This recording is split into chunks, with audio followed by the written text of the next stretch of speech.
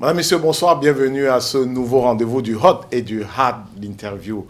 C'est sur la 2 naturellement et vous êtes sur Canal 2 International évidemment. Nous engageons ici une série d'éditions de l'arène sur Paris, sur la place parisienne. Après l'aventure menée en mars en Côte d'Ivoire, nous mettons cap sur la ville lumière pour enchaîner avec la diaspora camerounaise ou bien quelques figures de la diaspora camerounaise qui sont présentées comme les plus connues, peut-être pas toujours les plus éclatantes, mais les plus connues tout au moins, et nous engageons la série. Ce soir, avec Wilfried Ekanga, ce sera sans notre public habituel, parce que normalement, quand je donne le nom de l'invité, il y a des applaudissements dans le public. Vous avez compris, nous avons délocalisé l'arène, et nous sommes hébergés ici à Paris par Vox Africa, qui a mis à notre disposition tous les moyens techniques pour produire cette série d'émissions, 4 à la suite que nous diffusons au cours de ce mois de juin. J'accueille donc notre invité, Wilfried Ekanga. Bonsoir, bienvenue dans l'arène, nouvelle fois, mais de ce côté. Il y a quelques années, vous étiez de ce côté-là.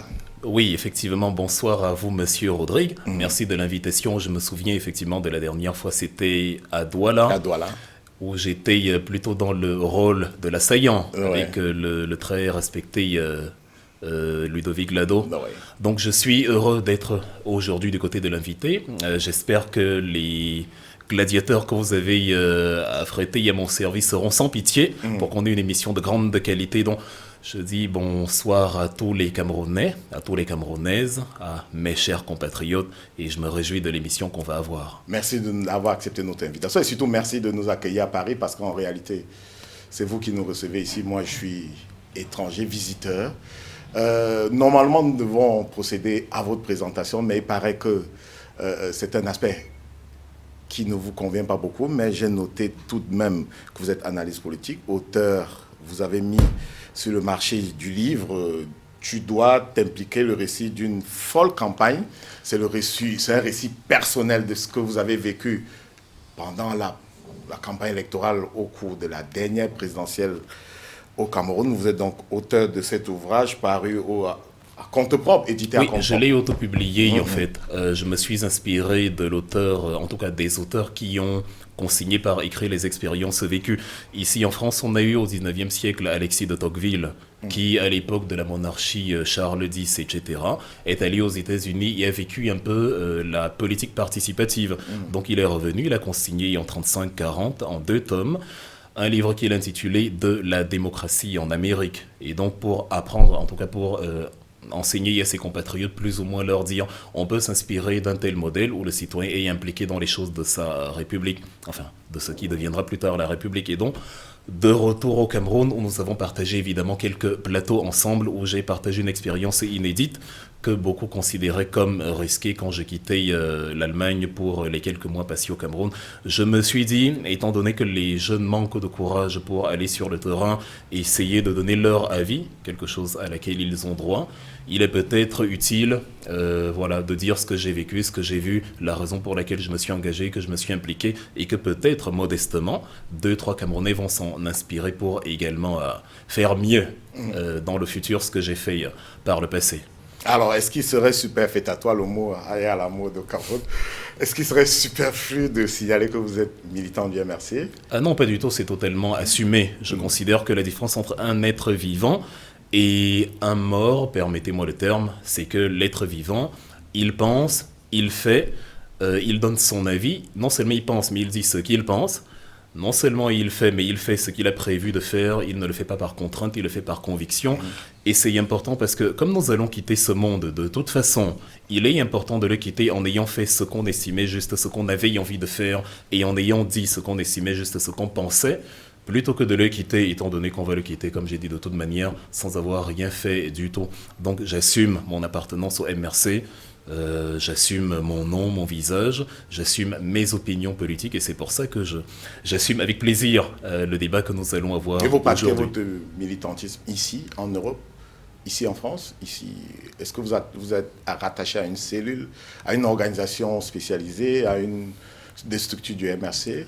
Disons que parmi ceux qui peuvent donner leur avis aux oreilles du président de notre formation politique, Maurice Kamto, J'ai été sélectionné dans le petit cercle fermé de ses conseillers. Et voilà, c'est mon utilité principale. Et donc, je suis une sorte de vagabond qu'on va retrouver partout. Nous étions en Italie il y a une semaine dans le cadre d'une conférence sur justement l'épitrerie gouvernementale que subit la diaspora ces derniers temps en ce qui concerne les inscriptions sur les listes électorales. Donc, c'est ma fonction principale. Mener des débats, donner mon avis, écrire, penser, parler, suggérer 2-3 idées au président. Et voilà, recevoir quelques coups de lui quand nous ne sommes pas d'accord, parce que oui, nous ne sommes pas toujours d'accord et c'est très bien. C'est ce qui permet au MRC de toujours aboutir à des solutions qui mettent en mal le camp qui est détenteur du pouvoir actuellement, parce que nos mesures, nos méthodes sont des circuits mûrement réfléchis, issus de la contradiction interne et de la vérité qui s'en dégage. Donc, c'est un sport intellectuel très agréable au MRC et je félicite et je remercie le président de notre parti, Maurice Kamto, de m'avoir fait l'honneur, en tout cas, de considérer ma modeste personne comme quelqu'un qui peut lui donner un avis qui, d'une manière ou d'une autre, a une certaine valeur. Merci Wilfried Ekanga d'avoir accepté notre invitation. Merci d'être là avec moi pour conduire la partie interview de cette émission. Vous savez, l'Arène, c'est une sorte de connexion entre plusieurs genres ou bien plusieurs formats journalistiques. C'est l'interview, c'est le débat. Nous n'allons pas sacrifier aux habitudes qui voulaient que vers la fin de l'émission, nous ayons la synthèse ou que nous ayons au cours de cette édition mes préférences qui nous permettaient de rentrer dans votre jardin secret compte tenu du temps, compte tenu de la mobilisation des ressources humaines. Nous avons switché ces 2 rubriques pour la série d'émissions que nous tournons ici. Et pour mener la partie interview, je reviens à ça, je suis avec Armel Pifo ce soir, que les téléspectateurs de Canal 2 connaissent. Bienvenue Armel. Est-ce que c'est moi qui dois vous dire bienvenue? Mais dans tous les cas, puisque je suis le host, je vous dis bienvenue quand même. Merci Rodrigue, bienvenue à toi également. Merci de nous accepter à Paris, merci de collaborer ou de travailler à la bonne marche de cette série de production. Les téléspectateurs de Canal 2 sont un peu habitués à votre visage. Vous avez, à un moment donné de l'histoire de la chaîne, présenté le journal sur Paris, c'est bien ça? Exactement. Je n'étais pas moi-même déjà dans la chaîne, mais j'étais téléspectateur assidu, donc j'ai pu noter quand même que vous avez présenté le journal. C'est ça, c'est exactement ça. Et pour moi, vous êtes journaliste freelance sur la place parisienne. C'est ça, exactement. Merci d'avoir accepté notre invitation, mais est-ce que je dois l'accueillir ici? Non, en réalité, mais je l'accueille, comme je l'ai dit, c'est moi le host. Je voudrais accueillir Olivier Enogo, qui est en fait notre hôte ce soir. C'est dans les studios de Vox Africa que nous tournons cette série d'émissions, l'Arène sur Paris. Olivier Enogo, qui est le responsable de Vox Africa ici à Paris. Au plan administratif, on vous présente comme directeur général adjoint. J'ai dit on vous présente parce que vous n'acceptez pas que je vous donne du directeur général. Vous voulez Olivier simplement. Olivier simplement, parce que je suis journaliste avant tout. Déjà, bonsoir, merci. Bonsoir aussi aux téléspectateurs camerounais. Merci d'ailleurs de me laisser la possibilité, à travers cette plateforme, de m'adresser aussi également aux Camerounais. Donc, c'est votre émission. Moi, je ne suis qu'un modeste journaliste qui participe. À vous les clés. Merci Olivier. Nous allons donc respirer un peu, 10 secondes simplement, et nous rentrons dans la première partie de cette émission. La première bande, je l'appelle souvent ainsi, c'est tous contre un. Wilfried Ekanga, je rentre avec cette question. Comment on est revenu sur votre ouvrage produit en marge de l'élection présidentielle de 2018. On a envie tout de suite de vous demander, à l'aune du récit que vous faites, comment vous envisagez celle de 2025 qui arrivera certainement, malgré les appels à l'anticipation ou au report. On n'a presque pas modifié ou bien décalé la date d'une élection présidentielle au Cameroun. Oui, il faut qu'on la maintienne. Comment j'envisage l'élection à venir comme quelqu'un qui considère que le calendrier doit être respecté. Il est inadmissible que ceux qui nous accusent d'être en marge de la loi et de ne pas respecter la loi, de vouloir la déstabilisation des institutions, soit précisément ceux-là qui ont l'intention ou qui évoquent, que ce soit de manière ouverte ou subtilement, l'idée d'un report des élections présidentielles. Il n'est inscrit nulle part dans la constitution de notre pays que la volonté d'empêcher un parti d'opposition de se présenter aux élections fait partie des critères qui rendent rationnel le report d'une élection. Nous n'avons pas, selon les dires de ceux contre qui nous voulons justement entrer en scène en 2025, nous n'avons pas de crise majeure.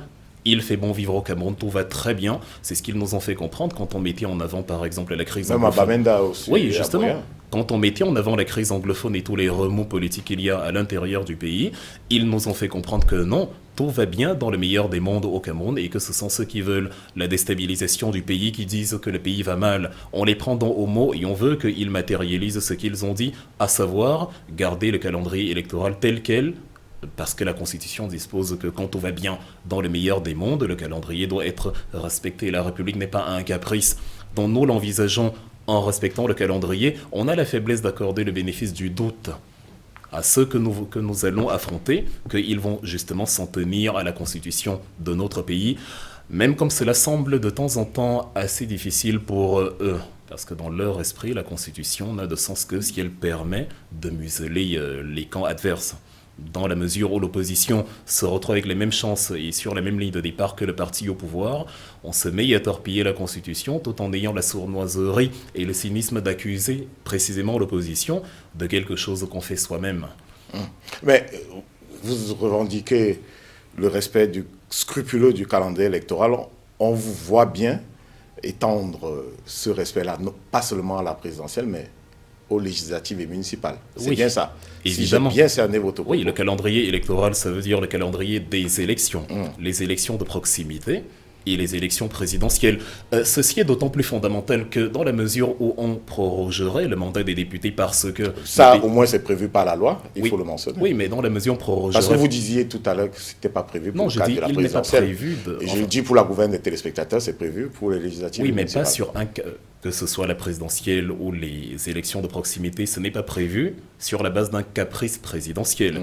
Il y a des dispositions légales qui établissent un contexte précis à la prorogation. Ça doit se justifier. En 2018, la justification, c'était pour les raisons financières. Il y avait chevauchement, enfin. Les élections se télescopaient à la même période et l'État indiquait qu'il n'avait pas les moyens d'organiser 3 élections en une année. Ça, c'était l'argument avancé en 2018. Vous pensez quelque chose a changé en 2025? Bon, comme j'ai dit, j'ai l'habitude de m'en tenir aux paroles de ceux qui nous disent que le Cameroun va bien. Le président Paul Biya, puisqu'il faut l'appeler ainsi, a conduit le Cameroun vers... Le président de la République du Cameroun. Oui, il a conduit le Cameroun vers les grandes... Même Maurice Kamto l'appelle le président de la République. Oui, le président de facto. Il y a le droit, il y a le fait. Il y a des jure, il y a des facto. C'est-à-dire, vous avez quelqu'un qui peut... Comment dire? C'est-à-dire quelqu'un qui, en principe, ne devrait pas être là, mais qui, dans le fait, est là, d'une manière ou d'une autre, parce qu'il s'est imposé. Et je dis donc, le président, puisque ça ne me pose pas de problème, de toute façon, les élections arrivent. Et donc, le président Paul Biya, il a décidé qu'il amenait le Cameroun vers les grandes opportunités, grandes ambitions, grandes réalisations.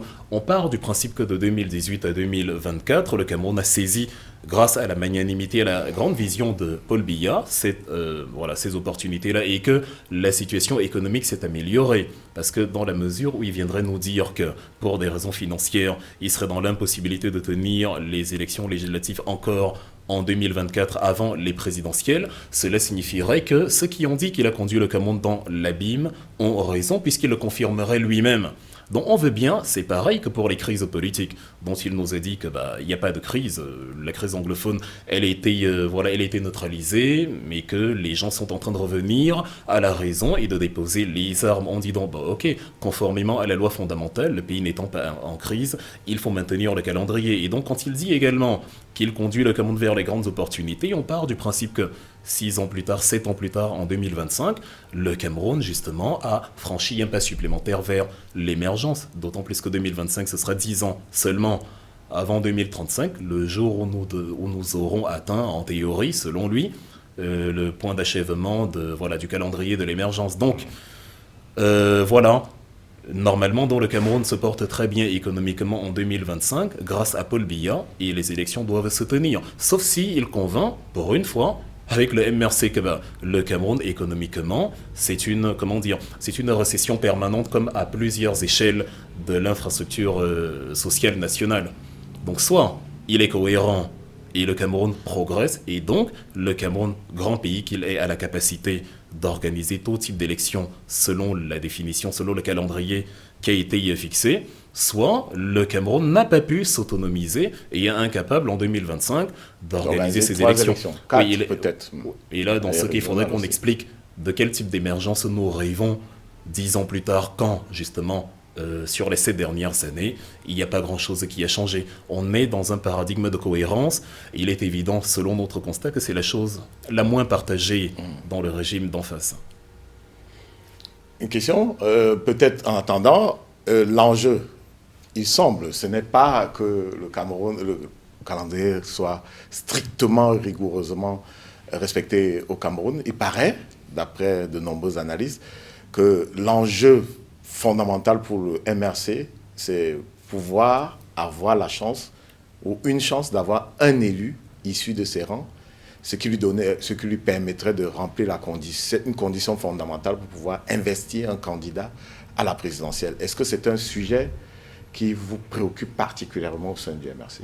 Bon, le MRC, les élections qui viennent ne sont pas le seul cas de figure où le MRC pourrait présenter des élus. Qu'adviendrait-il si un élu d'un autre parti politique intègre le MRC, il prend la carte du MRC, il deviendrait un élu du MRC, qui permettrait au MRC d'avoir la légitimité de présenter un candidat à l'élection.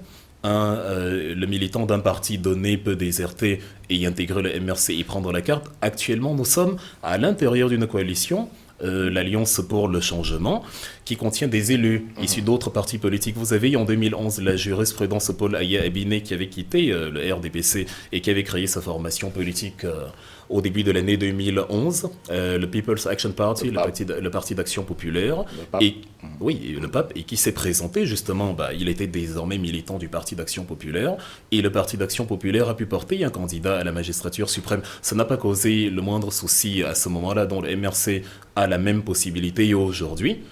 Pas forcément de présenter comme candidat la personne qui a intégré le MRC par la suite alors qu'il était élu d'un autre parti à la base, mais en tout cas à partir de là, le MRC possédant un élu peut décider librement de qui en son sein peut devenir le candidat. Une fois que le corps électoral sera convoqué peut décider de celui qui justement en son sein peut devenir le candidat du parti. Maintenant, pour les élections à venir, évidemment, en fait, on se base d'abord sur la Constitution. Avant qu'on ne dise que ça permet au MRC d'avoir un élu, c'est la Constitution qui, d'office, fixe le mandat des députés il y a 5 ans, qui arrive à expiration en 2025 et qui donc, de facto, puisqu'on parlait de fait, permet à ceux qui, justement, battent campagne d'avoir des candidats et maintenant, s'ils le désirent, s'ils veulent prétendre à la magistrature suprême, ils mettent en avant quelqu'un qui sera leur porte-flambeau et qui va donc justement devenir président. Mais il y a 1001 possibilités, ce qui a poussé Maurice Kamto à vous dire que même si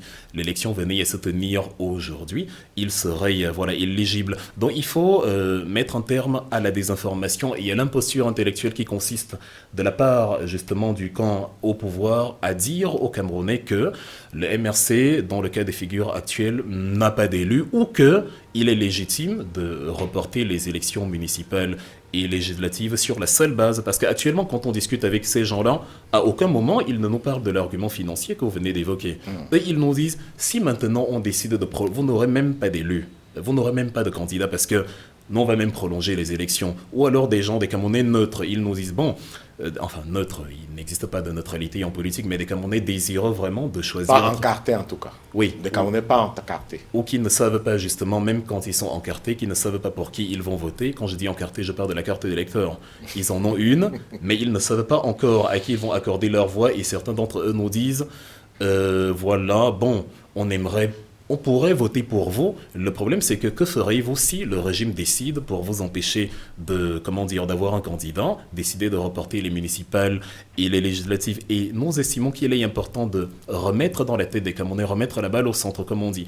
Les Camerounais doivent savoir qu'ils ne doivent pas accepter. Ce n'est pas un caprice gouvernemental, je le redis encore. Un président ne se lève pas un matin et dit, comme l'opposition voilà, me sort de partout, et comme je sais qu'ils ont le vent en poupe et que s'ils présentent un candidat, il y a de fortes chances que je perde, je vais donc décider, parce que c'est dans mes prérogatives, de proroger le mandat des élus municipaux et des députés pour les empêcher d'avoir un candidat. Ce n'est pas un caprice gouvernemental, ça c'est déposséder, déposséder le peuple de sa faculté, sa souveraineté. de sa prérogative à choisir librement ses dirigeants. C'est un acte de haute trahison politique. La République, c'est quelque chose dont on a la responsabilité. On doit respecter la loi fondamentale qui a fait de la République une République. Ce n'est pas l'absolutisme et la monarchie absolue ou parce qu'on est président. Ça veut dire que s'il y avait une élection demain, le MRC serait candidat à ces élections. Ça, c'est clair. Essayez et vous verrez. C'est clair. Mais qu'est-ce qui a changé entre 2020 et aujourd'hui? Parce que le MRC avait boycotté les élections de 2020, toutes les élections, et a dit, tant que les conditions sont les mêmes, nous n'allons pas aux élections. Oui. Qu'est-ce qui a changé entre 2020 et 2024? Alors, le MRC a pour finalité d'accorder un cadre de vie sain et un cadre de vie paisible aux Camerounais. Les trois revendications d'il y a 6 ans, c'était la fin de la guerre au Nozo, la réforme du code électoral, et la vérité sur les fonds, les détournements incroyables des fonds publics. Quand on dit 3 000 milliards, c'est la moitié du budget national. Le budget national, il y a 6 000 milliards environ. 3 000 milliards, c'est incroyable. Et encore, le stade n'est pas achevé. Ça, c'était les principales revendications. Maintenant, 6 ans plus tard, on s'est retrouvé face à 2 mots. Il fallait choisir le moindre. C'est-à-dire, parmi les 2 mots, c'était, est-ce qu'on va aller aux élections malgré la continuité de ce que nous avons dénoncé il y a 6 ans? Qu'est-ce qu'on fait? On reste à la maison et on n'y va pas. Mais sauf que si on le fait, la situation perdure. Le régime n'a pas montré sa volonté de changer quoi que ce soit. Et là, nous préférons serrer les dents et aller dans ces élections-là pour nous donner une chance d'accéder à la magistrature suprême et de mettre sur pied les choses que le régime n'a pas mis sur pied ces 6 dernières années, à savoir une commission d'enquête réelle pour faire la lumière sur ceux qui ont sinistré la moitié du budget de l'État. Numéro 2, un dialogue franc sur la question anglophone pour permettre justement à ces gens-là qui se sont radicalisés de se sentir écoutés et, pour permettre aux Camerounais de discuter réellement sur les sujets qui fâchent la forme de l'État en y impliquant les personnes qu'on n'a pas voulu impliqué il y a 6 ans. Et numéro 3, faire la lumière justement sur, en tout cas réformer les dispositions du code électoral qui nous mettent à mal. On s'est dit, si on n'y va pas cette fois-ci, le régime s'accommode de la situation actuelle. La preuve, ils disent que tout va bien au Cameroun parce qu'ils vivent à Yaoundé alors que le Nozo est dans des problèmes incroyables. Oui, c'est la même chose que vous avez, comme il était en train de dire là, parce que là, on vous laisse dérouler, mais il faut à un moment donné quand même couper. Moi, je prends, et peut-être que ça va vous vexer, je prends ma posture de quelqu'un de la diaspora. Et dans la diaspora, il y a d'ailleurs une double question. On a plutôt l'impression que le MRC, c'est un parti clanique. Je pense que vous voyez de quoi je veux parler. Donc, non, pas du il y a tout. beaucoup de... Mais si, en fait. Non, je veux dire, je ne vois pas du tout préciser et je vous répondrai. Ah oui, en fait, il y a beaucoup d'autres personnes, d'autres ressortissants du Cameroun qui ne se sentent absolument pas du tout concernés parce qu'ils ont l'impression que ça appartient à une région bien précise du Cameroun. Et derrière aussi, il y a d'autres qui disent, mais pourquoi vous suivre? Puisque de toute façon, non seulement vous n'allez peut-être pas arriver et vous allez abandonner au dernier moment parce que vous allez trouver une raison, comme ce fut le cas lors de la dernière élection présidentielle. C'est pour ça que, quelque part, on essaye de savoir qu'est-ce qui fait que, cette fois, on vous suive et on se dise, vous allez aller jusqu'au bout. Qu'est-ce qui ferait peur que, peut-être, au dernier moment, vous défilez en trouvant une autre raison? Je viens de l'expliciter d'une manière claire. J'ai dit en principe, et je vais répondre à votre question. Oui, parce que c'était les mêmes raisons la dernière fois, mais n'empêche que vous n'êtes pas allé. Je veux dire, quand je disais je vais répondre à votre question, je parlais de celle que vous avez posée en premier, oui. Mais je vais y répondre en dernier. Je vais d'abord terminer justement l'angle que j'étais en train d'explorer maintenant. Je suis en train de dire, en 2018, nous disions on n'y va pas à cause de la CAN, à cause de la guerre du Nozo et à cause du code électoral. On s'est dit, l'acte de boycott sera éventuellement suivi par toutes les formations politiques pour décrédibiliser l'élection de Paul Biya. Évidemment, d'autres ont une vision autre que les autres ont une vision différente de la nôtre. Et donc, ils ont été lâchés par vos camarades d'opposition, c'est ce que vous voulez dire. Non, je ne dis pas cela. Ils ont le droit d'y aller. C'est-à-dire, le boycott est un acte politique, comme le fait d'aller aux élections est un acte politique. Ils ont fait un choix, ils ne nous ont pas lâchés parce qu'on n'avait pas d'accord, même tacite. Mais le fait est que, le fait qu'ils y soient allés a donné un peu plus de poids ou alors un peu moins de légèreté. La lecture extérieure et autres, quand même. A donné un peu moins de légèreté à la fameuse élection. Et donc, L'élection aujourd'hui, on considère qu'elle s'est tenue et que le MRC n'y est pas allé. Maintenant, le MRC se retrouve face à une réalité.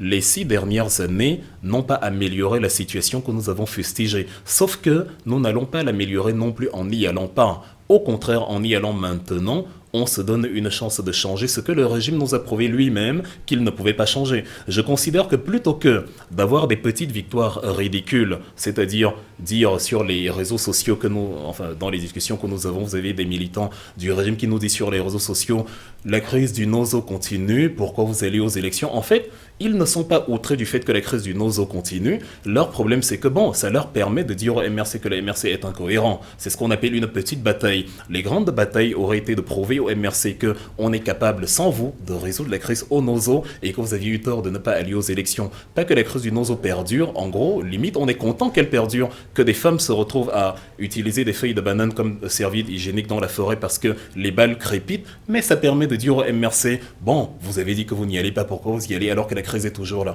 On a volé la moitié du budget de l'État, quelque chose qui est impossible, impensable ici en République française, et à aucun moment les principaux coupables, parce que l'argent ne s'est pas volatilisé de lui-même, ne sont pas arrêtés, ne sont même pas inculpés, et les gens se réjouissent du fait qu'ils ont beau ne pas avoir l'infrastructure pour laquelle l'argent a été débloqué, mais ça leur permet de dire au MRC que il n'y a pas la vérité sur les fonds de la CAN, mais vous n'y allez pas. Dans le code électoral, il est stipulé dans l'article 45 que est éligible tout Camerounais d'au moins 20 ans. C'est-à-dire que 20 ans, il faut avoir 20 ans.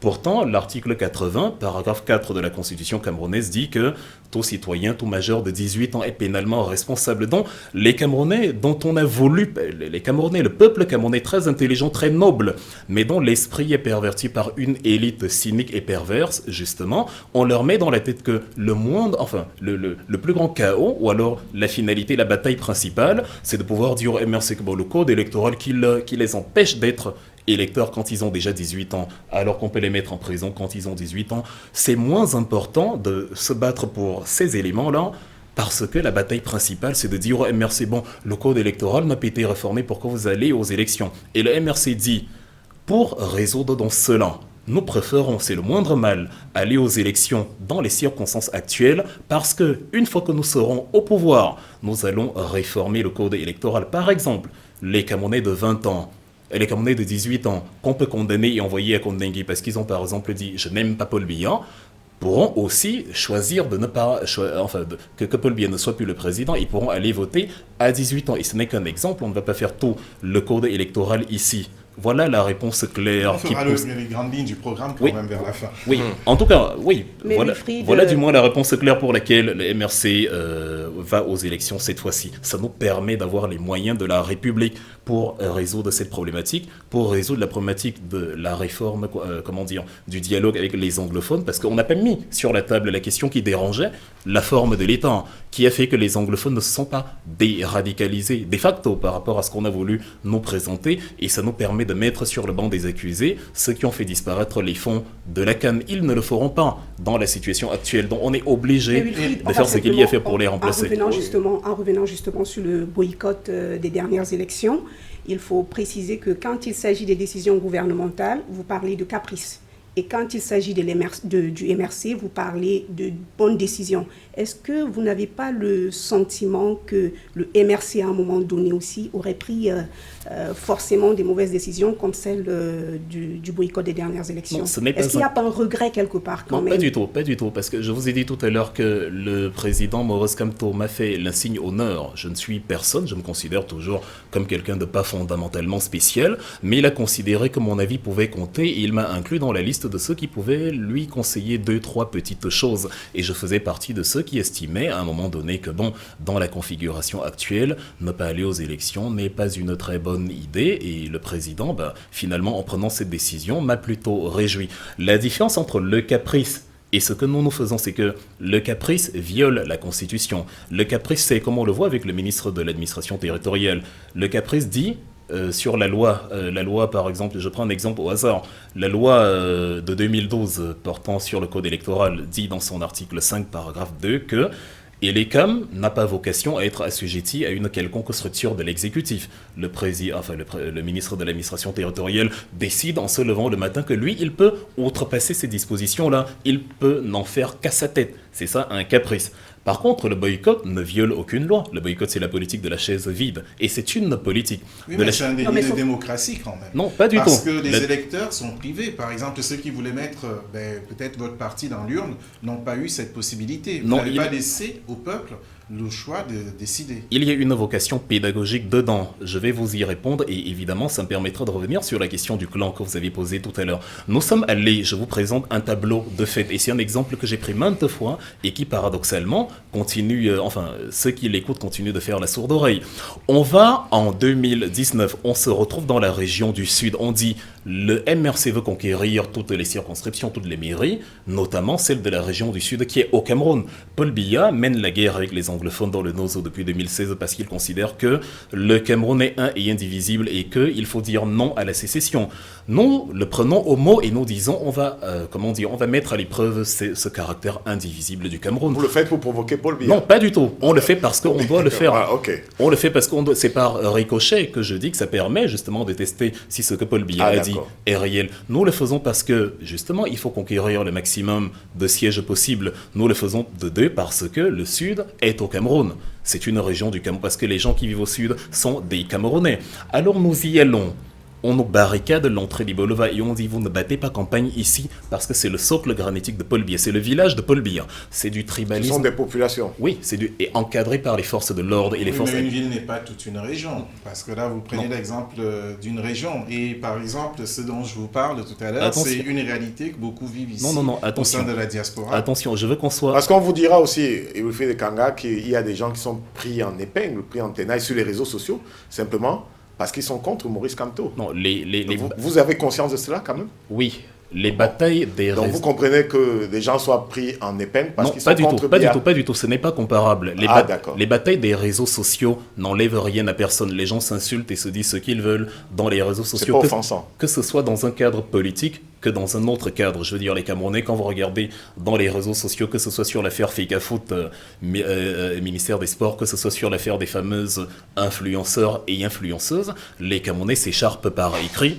Ce méli-mélo, ce bras de fer épistolaire ne fait de mal à personne à la fin. Chacun rentre chez lui et vit sa vie, c'est du virtuel. Ce n'est pas du tout comparable à du tribalisme à ciel ouvert où on interdit aux Camerounais l'entrée dans la ville principale d'une région importante de son pays. On ne peut pas minimiser cela et se focaliser sur... Ah, je ne minimise rien du tout. Hein. Il vous pose des questions. Voilà, c'est-à-dire, on a fait des procès à certains Camerounais d'avoir utiliser la fourchette pour manger le taro parce que la tradition d'une partie du pays n'admet pas qu'on mange le taro avec autre chose que la main. Vous avez suivi ça? Vous avez vu des gens harcelés simplement parce qu'ils n'ont pas respecté la façon d'être... Attention, Est-ce que c'est pas du tribalisme?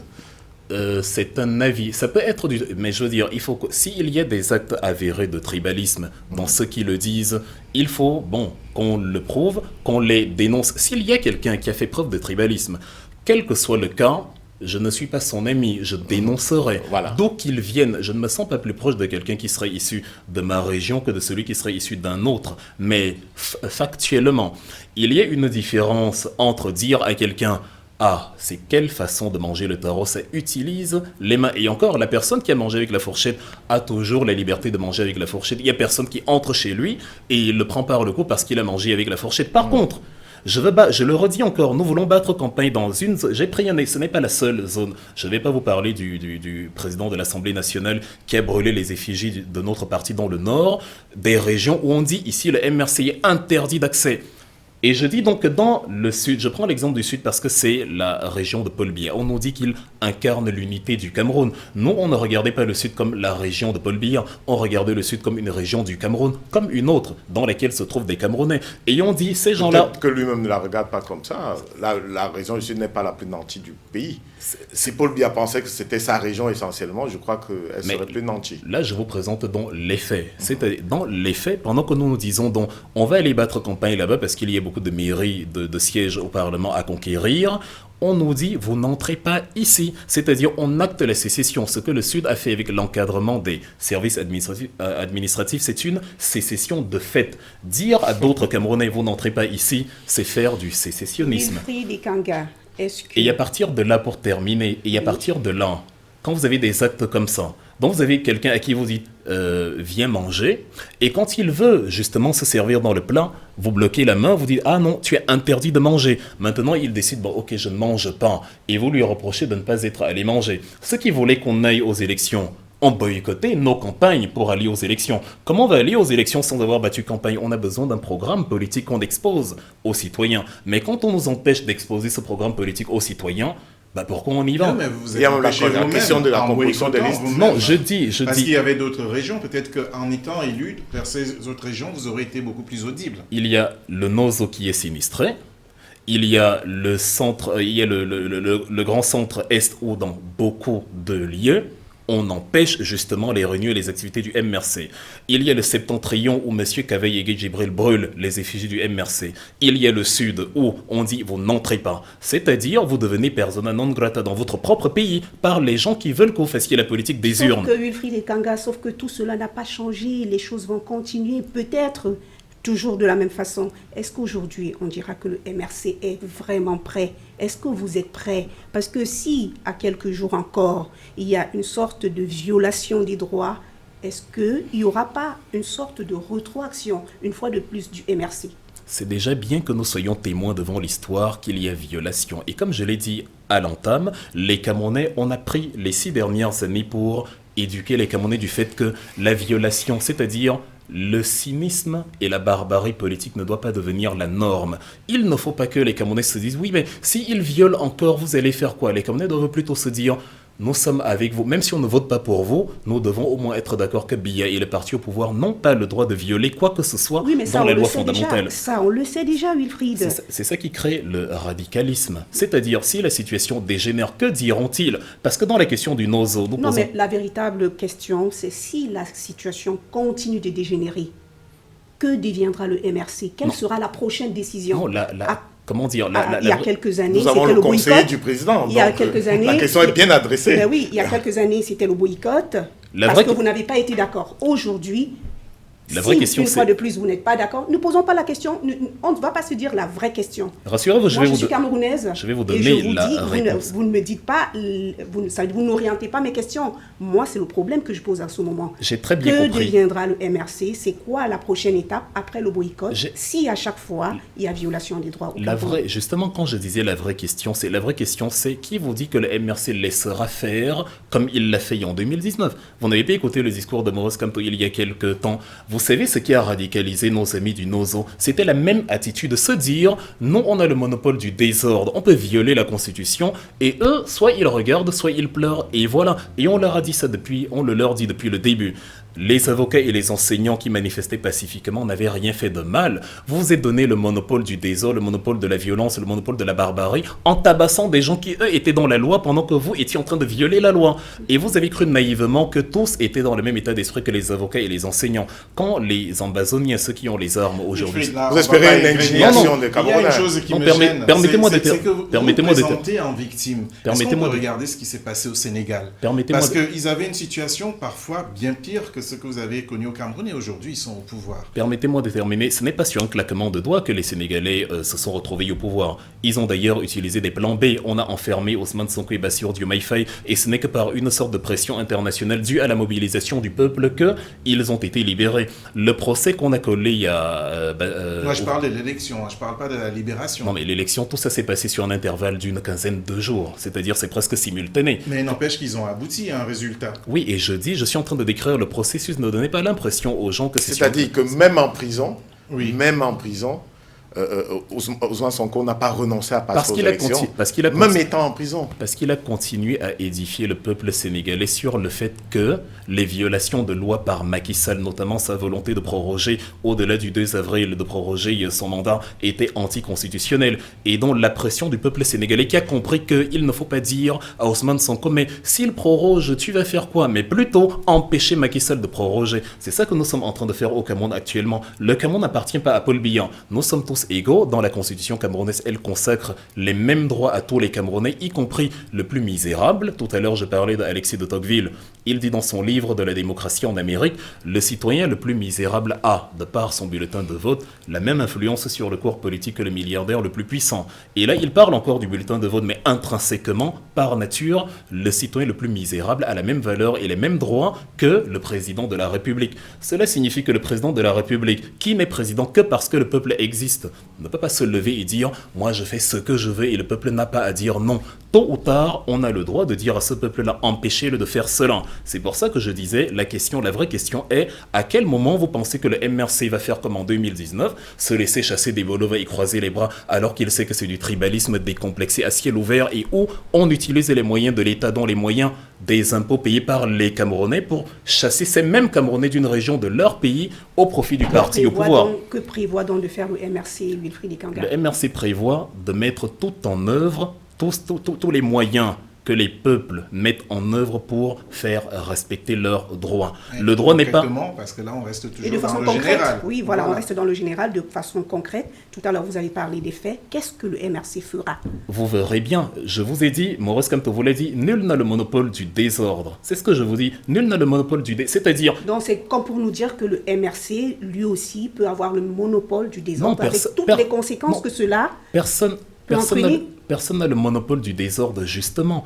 Tout le monde peut faire le même type de désordre. Et quand on aime un pays, si le régime actuel aime le Cameroun, il n'a aucune raison de faire le désordre. Mais on peut aussi vous renvoyer la même question. Exactement. Si vous aimez le Cameroun, vous n'avez aucune raison de prévoir non, le MRC le désordre. Non, le désordre n'intervient que s'il y a un désordre préalable. C'est-à-dire si le régime... Mais oui, tout simplement. On peut répondre de façon pacifique. Réaction. On peut répondre de façon pacifique, Wilfried, parce que le désordre, on sait bien que ce que cela peut entraîner. Mais justement, notre boycott, vous n'avez pas compris, notre boycott de 2019 était une forme de désordre que vous n'approuvez pas aujourd'hui. Vous ne pouvez pas dire à un parti les méthodes qu'il doit adopter. La désobéissance, c'était la désobéissance. Évidemment, vous ne pouvez pas fustiger cela et dire encore il y a des moyens. Vous n'obtenez pas vos droits en caressant ceux qui vous font du mal. Le président américain Thomas Jefferson le disait, « When injustice becomes law, resistance is a duty ». Quand l'injustice devient une loi, la résistance est un devoir. Nous tous sur ce plateau, si on se rend compte qu'il y a un proxénète qui a pris notre fille mineure, l'a mis dans des réseaux de pédophilie, dans des réseaux obscurs, nous allons mettre tout en œuvre pour nous défendre. C'est pas tout à fait la même chose. Il y a un déni de démocratie, parce que quelque part, l'image que vous avez, c'est l'abandon des urnes. Non, il n'y a pas un déni de démocratie, il y a un transfert de culpabilité. C'est-à-dire... les autres ne se sentent pas du tout... Je précise, le transfert de culpabilité signifie un régime méprise la loi en empêchant un parti de battre campagne. Plutôt que de fustiger le mépris de la loi par ce régime, on fustige le parti à qui on a empêché de battre campagne de se rétracter par la suite. C'est ça le transfert de culpabilité. On m'a giflé, je tiens la main de celui qui m'a giflé, on me reproche d'avoir tenu sa main. Pourtant, c'est lui qui m'a giflé. Le pays aurait profité du fait que tout le monde respecte la loi. On est sur le même pied d'égalité, c'est-à-dire le parti d'opposition vient avec son programme dans ma région, justement, mais je convainc ensuite, après qu'il soit parti, les Camerounais que mon programme est finalement meilleur. Je ne procède pas par la tricherie et la sauvagerie politique comme celle à laquelle on a eu affaire. Le tribalisme est puni par la loi, c'est le mépris de l'autre, c'est le rejet de l'autre. Pour votre absence, parce que les lois se font à l'Assemblée nationale et aujourd'hui vous n'y êtes pas. Donc, quelque part, le fait de parler, se vote au sein de l'Assemblée nationale. Les lois ne se font pas que à l'Assemblée nationale. C'est là que ça se vote. En France, le droit de vote ici obtenu à la fin des années 40 n'a pas été obtenu à l'Assemblée nationale, mais par la contestation. La lutte pour les droits humains aux États-Unis, le 13e amendement qui met fin à l'esclavage en 1865, à la mort d'Abraham Lincoln. Le 14e amendement en 1868 qui accorde la nationalité au Cameroun, les Américains ou en encore 2024 et au Cameroun. Je continue. Je parle des droits que nous, c'est-à-dire nous sommes ici. Je parle du droit de vote par exemple, c'est-à-dire le peuple noir. À qui d'autres noirs, c'est-à-dire les Camerounais, on y reviendra certainement, à qui les dirigeants du Cameroun dénient le droit de vote en corsant les modalités d'inscription sur les listes actuelles. Ce peuple-là, quand il subissait la même répression par d'autres peuples, a combattu justement par tous les moyens autres que l'Assemblée nationale et il les a obtenus. Nous sommes ici africains en France, nous jouissons des droits que les Français ont sur leur terre parce qu'il y a des gens qui se sont battus pour cela. Ce n'était pas que à l'Assemblée nationale. Nelson Mandela fait partie des héros principaux dont Paul Biya s'inspire. Il l'a cité plusieurs fois en exemple. Il est allé le voir. Pas que Paul Biya seul, même Maurice Kamto également. Justement, toi-même également. Je suis d'accord avec vous. Voilà. Et c'est précisément pour ça que nous savons que le combat n'est pas que à l'Assemblée nationale. Si votre enfant, tout à l'heure, j'ai pris un exemple, votre enfant est arrêté et kidnappé, vous n'allez pas attendre d'être à l'Assemblée nationale pour récupérer votre enfant. Il n'y a que 180 députés dont tout le monde n'ira pas à l'Assemblée. Mais je propose d'avancer. On a bien placé le marqueur sur les explications ou les justifications, prenons-les comme ça, qui vous ont poussé à ne pas aller aux élections en 2020 et qui vous poussent à aller aux élections cette fois-ci. Supposons que le calendrier électoral soit respecté, comment l'opposition fait pour remporter une présidentielle au Cameroun en l'état? Alors, elle présente un programme politique. C'est la première des choses.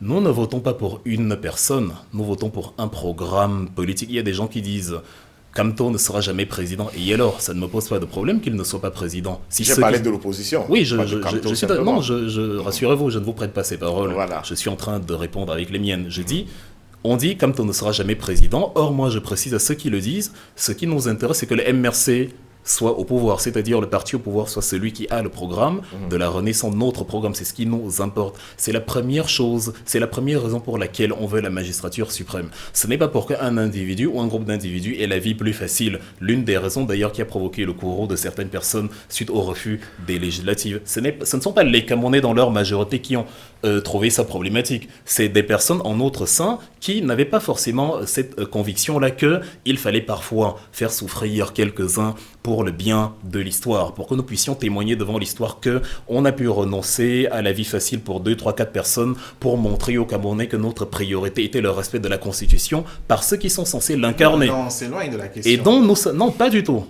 Et dont nous sommes... Et je suis sur le programme politique. Et on fait comment, on gagne comment, on remporte comment, on s'organise comment pour remporter. Oui, déjà, mais je suis sûr, je dis on présente un programme politique. Et à partir de là, on essaie de battre le pavé sur toute l'étendue du territoire en tablant sur le fait que les légalistes, les mendiants de la paix, comme Paul Biya, parce qu'on le présente comme mendiant de la paix, nous laissons, c'est ça mendier la paix, laisser un parti d'opposition être présent là où il veut sans l'en empêcher. Donc, en tablant sur le fait que Paul Biya, le mendiant de la paix, nous laissera abattre, parce qu'il a l'obligation de nous, c'est plus une faveur, il a l'obligation de nous laisser battre campagne dans toutes les régions du Cameroun et convaincre dans le maximum de Camerounais que oui, notre programme est le meilleur. Libre à lui maintenant de leur présenter son programme à lui, il n'en a pas, mais s'il en crée un ex nihilo, de leur présenter et de lui dire que le programme est meilleur. Deuxième, d'éduquer les Camerounais sur le respect également de leurs droits sur la question des inscriptions sur les listes électorales. Vous voyez bien la danse macabre à laquelle Paul Atanganji, le ministre de l'Intérieur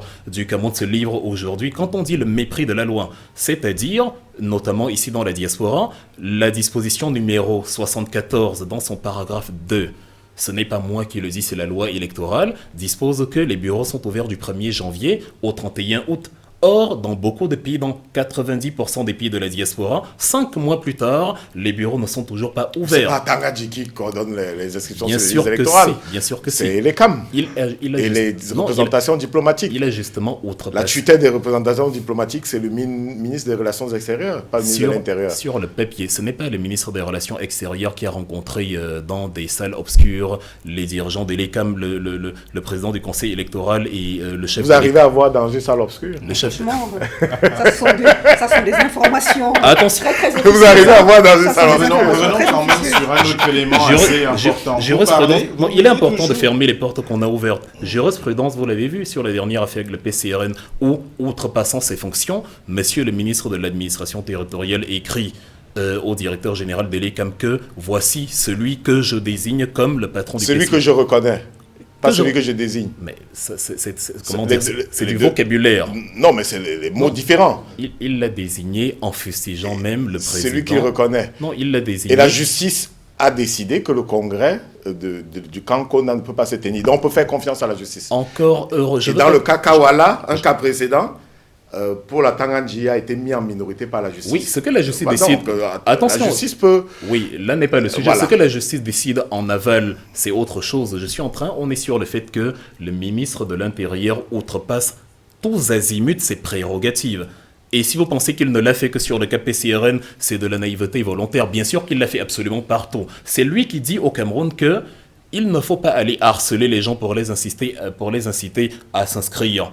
C'est-à-dire, il l'a dit lui-même, il a un problème avec le fait que les Camerounais battent le pavé pour inciter... Mais vous avez dit harceler. Tout harcèlement est nuisible.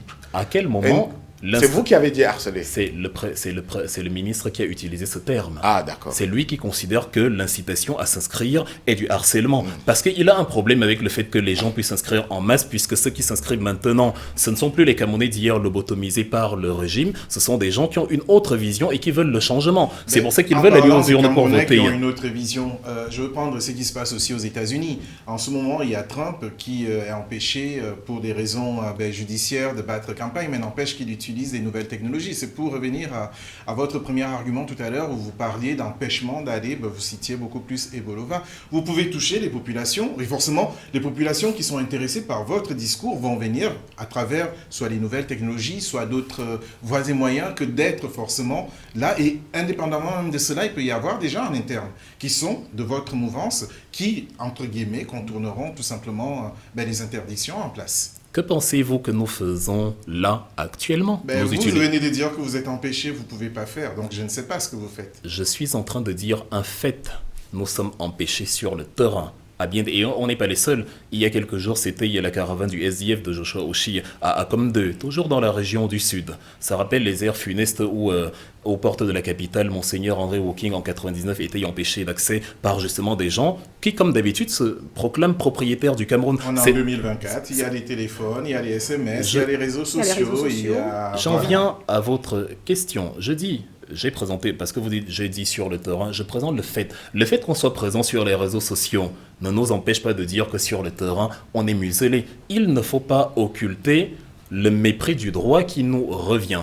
Le fait de choisir des voies de contournement ne signifie pas que ces voies-là deviennent la norme. Encore heureux qu'il y ait... des voies de contournement. Encore... Il faut vivre avec son époque. Non, vous l'avez dit tout à l'heure, vous pouvez contourner avec... Non, contourner l'interdiction physique, mais pas les voies de contournement. Non, ne faisons pas ce jeu-là. Contourner l'interdiction physique, ça s'appelle choisir des voies de contournement de l'interdiction physique. Vous avez utilisé un verbe, j'ai utilisé un nom. C'est la même chose. C'est parce que vous vous mettez en victime, incapable d'atteindre des populations. Je veux que le débat soit factuel. Quand on interdit à un parti d'avoir des élus à un endroit X, ce n'est pas le parti qui est incapable d'avoir des élus. C'est des gens qui mettent la police et la gendarmerie pour vous dire, après, si vous essayez de braver la barrière policière, qu'on ne défie pas l'autorité de l'État. Leur dire après qu'ils sont incapables de battre campagne là-bas, évidemment, c'est totalement malsain.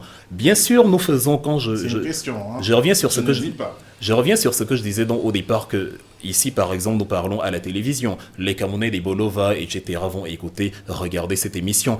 Dans le même ordre d'idées, nous écrivons des livres dont nous présentons le contenu souvent dans des conférences dans les réseaux sociaux. Nous écrivons des articles dans les réseaux sociaux. Nous faisons des lives, voilà. J'étais en Italie, j'ai publié une partie de cette conférence, je l'ai mise sur YouTube, sur TikTok. Nous le faisons. Ce qui ne nous permet pas de considérer, comme le disait Hubert Mononjana, l'écart comme étant la norme. On utilise les réseaux sociaux et tous les moyens dont nous disposons en 2024, mais nous ne devons en aucun cas accepter que l'interdiction sur place devient la norme et qu'un sous-préfet peut, selon ses délires, décider d'employer la force publique payée par les impôts des Camerounais pour les bienfaits d'un parti au détriment d'un parti d'opposition. Et encore que, quand nous utilisons les moyens sociaux, ce sont les biéistes eux-mêmes qui nous disent « Mais vous êtes où sur le terrain ?» Parce que dans l'arrière-pays, qui vous dit que la grand-mère de Kolofata, la grand-mère de Molvodaï, écoute ce que vous êtes en train de dire. C'est pour ça que je parle du cynisme. Vous allez sur le terrain, on fait tout pour vous empêcher d'aller sur le terrain. Les réunions publiques, on va vous les interdire. Les démarches pour battre campagne, on vous dit non, vous ne devez pas faire ça ici. Maintenant, vous allez sur Internet, on vous dit « Mais pourquoi vous ne venez pas sur le terrain? Est-ce que la grand-mère du village vous écoute ?» Déjà, ça démontre que Paul Biya, qui dit donc que le Cameroun est un pays moderne, qui est complètement entré dans le 21e siècle, non, la couverture Internet, la couverture d'accès à l'information, elle est encore moindre. Cette fois-ci, on va dire, pour sortir justement, ouais. Malgré tout, le MRC est prêt. Est-ce que vous pouvez rassurer les Camerounais qui nous regardent à cet instant Mais oui, le MRC mène un combat de tous les instants. Le MRC a dit aux Camerounais, inscrivez-vous sur les listes électorales. lisez notre programme, écoutez ce programme-là quand on vous le présente. C'est un exercice que je fais depuis belle lurette et que je fais d'autant plus ces derniers temps. Littéralement, je présente un pan du programme au moins une fois tous les 2 ou 3 jours. Donc, nous présentons le programme politique, nous les amenons à s'inscrire et nous continuons de fustiger le mépris des droits. C'est la connaissance qui conduit à la vérité. Un peuple qui démarrer, le MRC est prêt. La bataille pour les droits ne connaît pas de frein, c'est l'histoire qui nous l'enseigne. Si les gens se mettaient des freins, l'apartheid serait encore en cours, le droit de vote des étrangers, enfin le droit d'égalité pour les étrangers, notamment pour nous les Africains, le peuple noir en Occident serait encore une théorie, l'esclavage serait encore factuel, les monarchies ça et là seraient encore là, mais etc. Un peu noir sur le Cameroun. Sur le Cameroun, le MRC est prêt. J'ai parfois l'impression de ne pas parler en français, oui, je non, dis. Vous allez vous répéter. Vous allez vous répéter pour rassurer les Camerounais. Évidemment que le MRC, ok, c'est bon.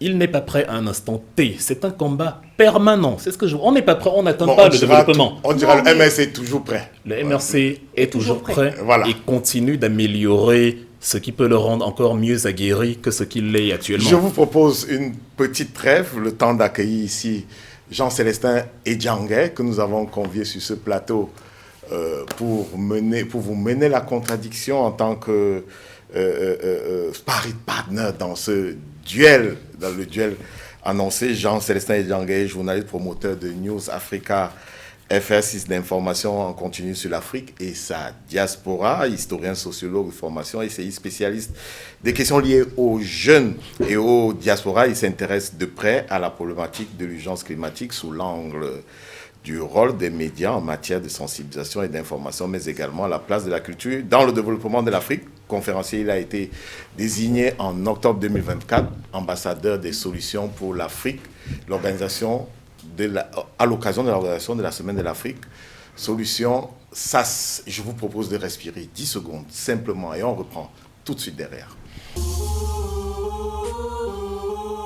Jean-Célestin Edjanguet, bonsoir. Bonsoir Rodrigue. Je suis très honoré de vous recevoir sur ce plateau ici à Paris. J'avoue que je vous ai regardé moi-même à la télévision faire l'actu sur Canal 2 avec Suzanne Kalalobé et Eric Golf qui est à la réalisation de cette émission, était déjà à la réalisation de cette émission-là. Bienvenue une nouvelle fois sur l'antenne de Canal 2 International. J'allais dire sur l'antenne de la maison, puisque, vous l'avez dit, avec Suzanne, nous étions pratiquement les premiers à faire des talk-shows. Et l'émission était très regardée, bien au-delà du Cameroun, puisque quand on se déplaçait, par exemple, à Libreville, à N'Djamena, les gens nous suivaient partout parce que justement, ils se reconnaissaient dans les reportages que je faisais. Et les débats passionnants qui avaient lieu à ce moment-là, effectivement. Et il y avait cette formule de Kalalobé, Suzanne Kalalobé. Jean-Célestin Edjanguet, l'actu c'est quoi? Oui, et moi je répondais, c'est l'économie, la politique, l'environnement, la société, le sport. L'actu, c'est tous les vendredis à 20h45, 21h par là, donc sur Canal 2 International.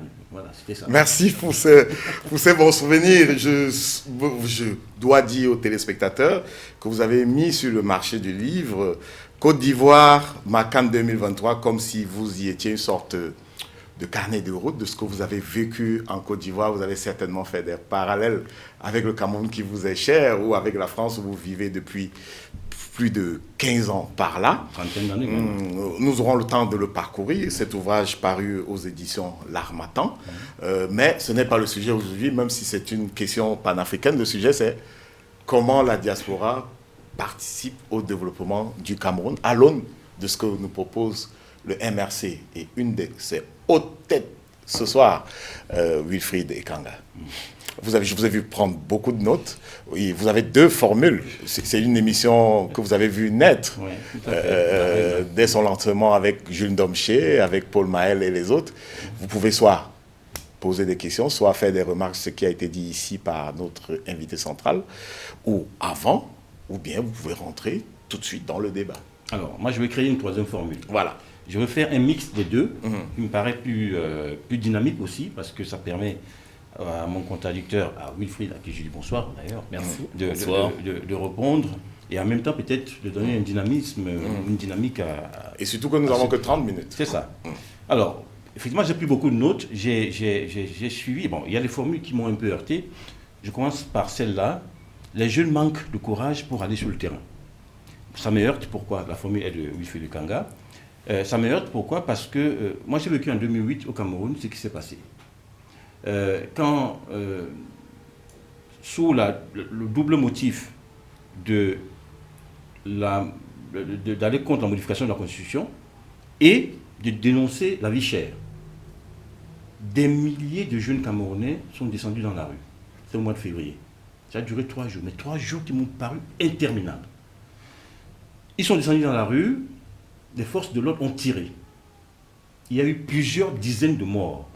J'ai sorti un livre qui s'appelle Cameroun invoquant en sommeil, où j'ai fait l'enquête, puisque je travaillais au Messager à l'occasion, et j'ai retrouvé plus d'une centaine de noms de personnes qui ont été tuées. Alors, en tout cas, le bilan officiel, au moins, c'était une quarantaine. Ils ont bilan parlé dressé par ensuite, Marafa Hamidou Yaya, qui était ministre de l'Intérieur ensuite, de l'administration territoriale à l'époque. Ils ont parlé de 40. Et à cette époque-là, vous savez qui était le ministre délégué à la justice? Maurice Kamto. Alors, je voudrais demander à Wilfried Ekanga, d'abord, si cette jeunesse-là qui est descendue dans la rue, ce moment-là, et qui a été tuée, il ne trouve pas que cette jeunesse a été courageuse? Ça, c'est ma première question. La deuxième question, cet même événement avait, dans le gouvernement de l'époque, pour ministre délégué à la justice, M. Maurice Kamto. Quelle est sa responsabilité pour ce qui s'est passé? Voilà les deux premières questions que je vous pose. Alors, quand j'ai dit que, déjà, je n'ai pas plaqué ça de cette façon-là, les jeunes manquent de courage, ça c'est un raccourci facile, je disais que j'ai écrit ce livre parce que, en amont, et c'est ce qui est écrit au début du livre, quand je quitte l'Allemagne pour aller battre campagne, on m'appelle de partout. On me dit, Wilfried, m'y va pas, on va te tuer, on me dit c'est dangereux, et je dis, ben non, d'ailleurs, c'est-à-dire ça part du principe que les jeunes qui vivent en diaspora, ils sont dans une situation où ils ont fui l'enfer. Pour leur famille, en tout cas, il est hors de question que on a morflé pour te faire voyager. Et toi, tu vas encore t'embourber dans, justement, la mangrove camerounaise. Ah, pas du tout. Et là, je dis, la diaspora a un rôle participatif justement à la réalité de son pays. S'il y a des choses qui ne vont pas bien, nous d'autant plus dans la diaspora qui avons vu des choses qui fonctionnent mieux, on a carrément l'obligation d'aller sur le territoire et justement de dire aux Camerounais, bon, je viens de la diaspora, voici ce que j'ai vu qui fonctionne là-bas, je me dis, on pourrait le faire ici également sans craindre de se faire... de perdre la vie, parce que de toute façon la vie on va la perdre, alors autant mieux il faut la perdre en ayant fait ce qu'on croyait juste. C'est plus une incitation qu'une critique. Et vous avez vu il y a quelques années, il y a la fameuse formule je veux voir mes enfants grandir, qui a eu un succès phénoménal, où à chaque fois, même sur Facebook, vous voulez écrire quelque chose, quelqu'un dit tu ne veux pas voir tes enfants grandir, on a installé une psychose totalement inquiétante. Et l'exemple que vous avez pris me réjouit beaucoup parce que vous dites, vous reconnaissez, je suis d'accord avec vous, que les morts effectifs en 2008 étaient plus nombreux que les morts annoncés par le gouvernement. Ce qui fait qu'ils ont utilisé la méthode qu'on a vue à l'époque de Jean Fauchivet ou encore à l'époque coloniale avant celle-là où, pour montrer l'exemple, on présentait les corps mutilés de ceux de ceux qui avaient tenté de résister, de lever la tête, et on les présentait aux vivants en leur disant implicitement, ou pas d'ailleurs, si vous essayez, voici le sort qui vous attend. Et donc en 2008, la forte répression qui s'en est suivie, a eu pour vocation de créer la même psychose. C'est ça qui a créé cette sorte d'accalmie, entre guillemets. Alors la deuxième question, la responsabilité de M. Kamto qui était ministre délégué à la justice. Quelle est la responsabilité du sous-fifre dans la barbarie du maître? Le maître peut-il cesser si le sous-fifre lui dit d'arrêter? Je ne pense pas. Si Paul Biya écoutait, parce que je comprends pas pourquoi soudain il n'écoute plus, c'est-à-dire donc, supposons que Maurice Kamto aurait encouragé Paul Biya à massacrer les Camerounais. En gros, Maurice Kamto est donc écouté par Paul Biya, et Paul Biya fait exactement ce que non pas son ministre de la Justice fait, mais ce que son ministre délégué à la Justice fait. Pourquoi donc? Lorsque Maurice Kamto lui dit, bon, il est temps de jeter l'éponge parce que le pouvoir, tu l'as consommé, tu l'as consumé, tu n'es plus l'homme de la situation, pour qu'il ne l'écoute pas à ce moment-là. Pourquoi? Quand, par exemple, sur l'incarcération des prisonniers pour leurs opinions politiques, il n'écoute soudain plus Maurice Kamto. Paul Biya porte la responsabilité de ce qui s'est passé en 2008. Point final, la responsabilité ultime. C'est ce que les Camerounais disent quand les Lions indomptables remportent la Coupe d'Afrique des Nations. On dit bravo Paul Biya. Sous l'égide de Paul Biya, les Lions indomptables ont brillé. Sous l'égide de Paul Biya, il y a une autoroute. Bon, je caricature, il n'y a pas d'autoroute au Cameroun. Sous l'égide de Paul Biya, on a construit le barrage X. Il faut aussi que quand ça ne se passe pas bien, le preneur de décision, celui qui n'écoute que lui, et on le sait au Cameroun, Paul Biya n'écoute que Paul Biya, donc il fait ce que Paul Biya a décidé. Sinon, en jouant ce jeu, Paul Biya n'a qu'à répondre de l'assassinat de Félix, comment il s'appelle, Hossein Yafana, survenu en 66, à l'époque où Paul Biya était déjà dans le sérail présidentiel, ainsi que de celui d'Ernest Wangé du 15 janvier 71, puisqu'il était déjà dans l'appareil gouvernemental en tant que secrétaire général à la présidence de la République. Donc si on accuse Maurice Kamto de ce que Paul Biya a fait en 2008, que Paul Biya nous réponde de la mort des nationalistes de l'UPC qui sont morts alors qu'il était justement dans l'appareil ultra rapproché du gouvernement d'Aïdjo. C'est un jeu qui ne peut pas être valable dans un sens et non dans l'autre. En passant, je signale que lorsqu'on sort de l'aéroport de Simalène, on emprunte une autoroute. Ben oui, il y en a une. Le tronçon de terre à voie multiple, l'allée que vous empruntez empruntez n'est pas une autoroute. 10 km quand même, 10 km. Vous ne pouvez pas être celui qui... Vous plaisantez. Vous ne pouvez pas être celui qui indexe l'impérialisme économique. Donc, vous ne voulez pas que les étrangers viennent investir beaucoup ou dominer l'économie camerounaise. Et dès qu'il y a quelque chose qui peut être quelque chose de potable dans notre pays, vous minimisez ça. Par exemple, vous dites qu'il n'y a pas d'autoroute. Alors, qu'est-ce qui vous permet de dire? Parce que vous voulez la comparer avec les autoroutes allemandes. Vous la comparez avec les autoroutes françaises. Est-ce qu'une autoroute est forcément à la dimension des autoroutes allemandes ou françaises? Il ne peut pas y avoir des autoroutes à la dimension camerounaise ou africaine, non. Quand il y a une réalisation dans le pays, on se pose 2-3 questions. La première, nous avons 60 km entre Lobo et dans la périphérie de Bouniébel. Sur 196 prévus. Oui. Vous pouvez dire que, imaginons, c'est un peu comme la comparaison entre le PIB global et le PIB par habitant. Vous pouvez dire que l'Inde a un PIB supérieur à celui de la Suisse, c'est vrai, mais divisé par le nombre d'habitants, c'est ridicule. Donc si quelqu'un dit l'Inde a un PIB supérieur à celui de la Suisse et donc est plus riche que la Suisse, il donnera l'impression qu'il a raison. Non, c'est simplement parce que vous avez dit qu'il n'y a pas d'autoroute au Cameroun. Que nous autorisons cette bifurcation. Il n'y en a pas assez, mais dire qu'il n'y en a pas, c'est quand même... Il y en a, c'est modeste, c'est pas la taille de la Côte d'Ivoire, c'est pas la taille du Sénégal, mais il y en a. Si vous vous satisfaites... C'est les faits, vous êtes revenu sur les faits pendant... Si vous vous satisfaites, le fait... On n'est pas satisfait. On dit, vous avez dit qu'il n'y a pas d'autoroute au Cameroun, nous disons il y a 60 km entre Lobo, dans la périphérie de Nkolbison, et la périphérie de Womiebel, et il y a 10 km entre le quartier Sam et l'aéroport de Simalène. Ça, c'est des faits. Dans ce cas, il aurait fallu dire aux Camerounais, il y a une dizaine d'années, nous allons vous construire 60 km d'autoroute. Les Camerounais attendaient une autoroute qui a un sens, qui permet, 1, aux marchandises de s'écouler facilement entre les deux capitales, 2, aux accidents d'être drastiquement réduits, puisque la cause principale des accidents, c'est la collision. Non, on ne voulait pas laisser passer une compte vérité. Vraiment, c'est un marge du débat. C'est simplement ça. C'est pas être totalement contre vous, mais c'est de relever que vous ne pouvez pas dire qu'il n'y en a pas. Il ne s'agit pas d'être contre moi ou pas. Je suis en train de dire, à partir du moment où je dis il y a une autoroute au Cameroun, bon, évidemment, je crée une situation où les Camerounais sont contents de ce qu'ils ont là et qu'ils appellent autoroute. Voilà. Or, il n'en est pas question. Vous êtes venu en France, vous avez une idée de ce qu'est une autoroute. Vous avez un tronçon d'une dizaine de kilomètres à voies multiples. Vous considérez que comme il est plus large que la moyenne, c'est une autoroute, je vous l'accorde. Mais moi, je vous dis ce qui permettait la fonctionnalité de l'autoroute prévue, c'est-à-dire rehausser le niveau économique du Cameroun en permettant aux marchandises de 1 d'être écoulées plus facilement, de 2 en permettant aux agents, aux acteurs économiques d'arriver en vie d'un point A à un point B. Cette autoroute-là, celle-là, elle n'est pas achevée. Et même l'autoroute Yaoundé-Simalène, qui a pris 11 ans de travaux, pour une dizaine de kilomètres et qui a coûté près de 100 milliards de francs CFA, a été un gouffre financier dont les responsables n'ont toujours pas répondu de leurs actes. Oui, dans tous les cas, on est d'accord qu'il y en a au moins une. Oui, je suis d'accord qu'il y ait une autoroute, mais maintenant, la différence maintenant, c'est que quand on s'est donc mis d'accord qu'il y ait une autoroute, je veux bien, comme je parlais tout à l'heure des petits combats, j'ai la faiblesse de ne pas voir ça comme ma finalité. Ma finalité, c'est que quand on a donc terminé la petite autoroute de 7 à 8 km ou 10 km entre Yaoundé et Simalène, vu qu'elle a coûté bien plus que ce qui était prévu, il faut qu'on explique pourquoi elle a coûté plus que ce qui était prévu, puisque dans le même temps, des enfants sont morts à l'hôpital La Cantini par manque de couveuse. Donc il faut qu'on explique que l'argent qui était utilisé servait vraiment l'autoroute.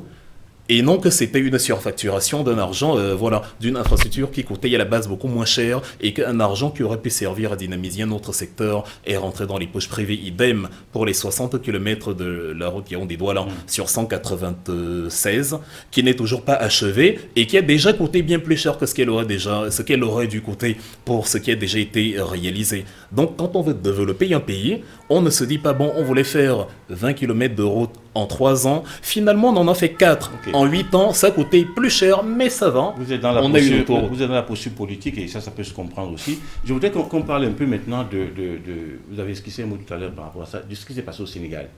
Vous avez dit, au Sénégal, en gros, la mobilisation était forte à l'intérieur et qu'elle a en plus bénéficié du soutien de la communauté internationale. Non. Que les choses changent. En gros, je schématise un peu, c'est un peu ce que vous avez dit. Parlant de l'arrivée de Diomaye et de Sonko. J'ai dit l'incarcération, parce qu'on m'a pris l'exemple du Sénégal aujourd'hui. On m'a dit Bassirou Diomaye Faye aujourd'hui est président. Et je dis que Bassirou Diomaye Faye a été élu président parce que Ousmane Sonko et Bassirou Diomaye Faye ne se sont pas dit « Bon, si Macky Sall viole la Constitution, on fait quoi ?» Ils ont dit au peuple sénégalais « Mobilisons-nous tous azimuts pour que la Constitution ne soit pas violée. » Et de deux, ils ont dit à M. Lamine Badio Camara, le président du Conseil constitutionnel au Sénégal, « Attention, tu sers la République et non un individu. » C'est M. Lamine Badio Camara qui a justement été le juge de paix dans cette histoire. Aux antipodes d'Atangana Clément au Cameroun, qui lui se sent redevable à Paul Biya plus qu'autre chose. Mais vous avez ajouté aussi qu'il y a eu le soutien de la communauté internationale. Non, je dis c'est la mobilisation. La pression de la communauté internationale. Non, je n'aime pas le mot communauté internationale parce qu'elle désigne le petit collège de pays occidentaux qui nous ont colonisés. La pression internationale peut venir d'autres entités. Ça peut venir de l'Éthiopie, de l'Ouganda, d'autres pays africains qui, en regardant le Sénégal, mettent une pression sur Macky Sall. D'ailleurs, il est dans l'Union africaine. Ma question, c'est de savoir, puisque on est d'accord sur ce que vous dites, ma question, c'est de savoir pourquoi le MRC n'arrive pas à le faire pour le Cameroun. Parce que la construction, pour plusieurs raisons, parce que déjà la construction nationale est un processus de longue haleine. Et de deux, parce que le Sénégal n'a pas le même facteur tribu. Vous me permettez de revenir sur la question de ce cher Olivier sur le clanisme. C'est-à-dire, au Sénégal, il y a une sorte d'unicité linguistique. C'est pas tout à fait ça, mais quand même. C'est pas comme nous, vous avez 300, 400 groupes ethniques et où vous avez carrément la facilité de dire à un parti politique c'est-à-dire ceux qui font preuve du tribalisme le plus décomplexé à ciel ouvert, mais pour opérer le transfert de culpabilité auquel je faisais allusion, colle cela à autrui et justement utilise cela comme un moyen politique. Au Sénégal, il y a une unicité religieuse, il y a une relative unicité linguistique qui fait que monsieur Ousmane Sonko peut tenir son premier discours en Wolof sans que ça ne choque personne puisque la quasi-totalité y vont le comprendre. Chez nous, au Cameroun, ce n'est pas possible. Et donc, l'appareil mesquin que Paul Biya utilise dans le cas du Cameroun, c'est par exemple de dire, comme M. Olivier m'a posé la question, le MRC est un parti clanique. Clanique, je peux poser la question, de quel clan s'agit-il? Je ne suis pas du groupe ethnique de Maurice Kamto, je ne suis pas de ce clan. Et je suis quand même très à l'aise au sein du parti.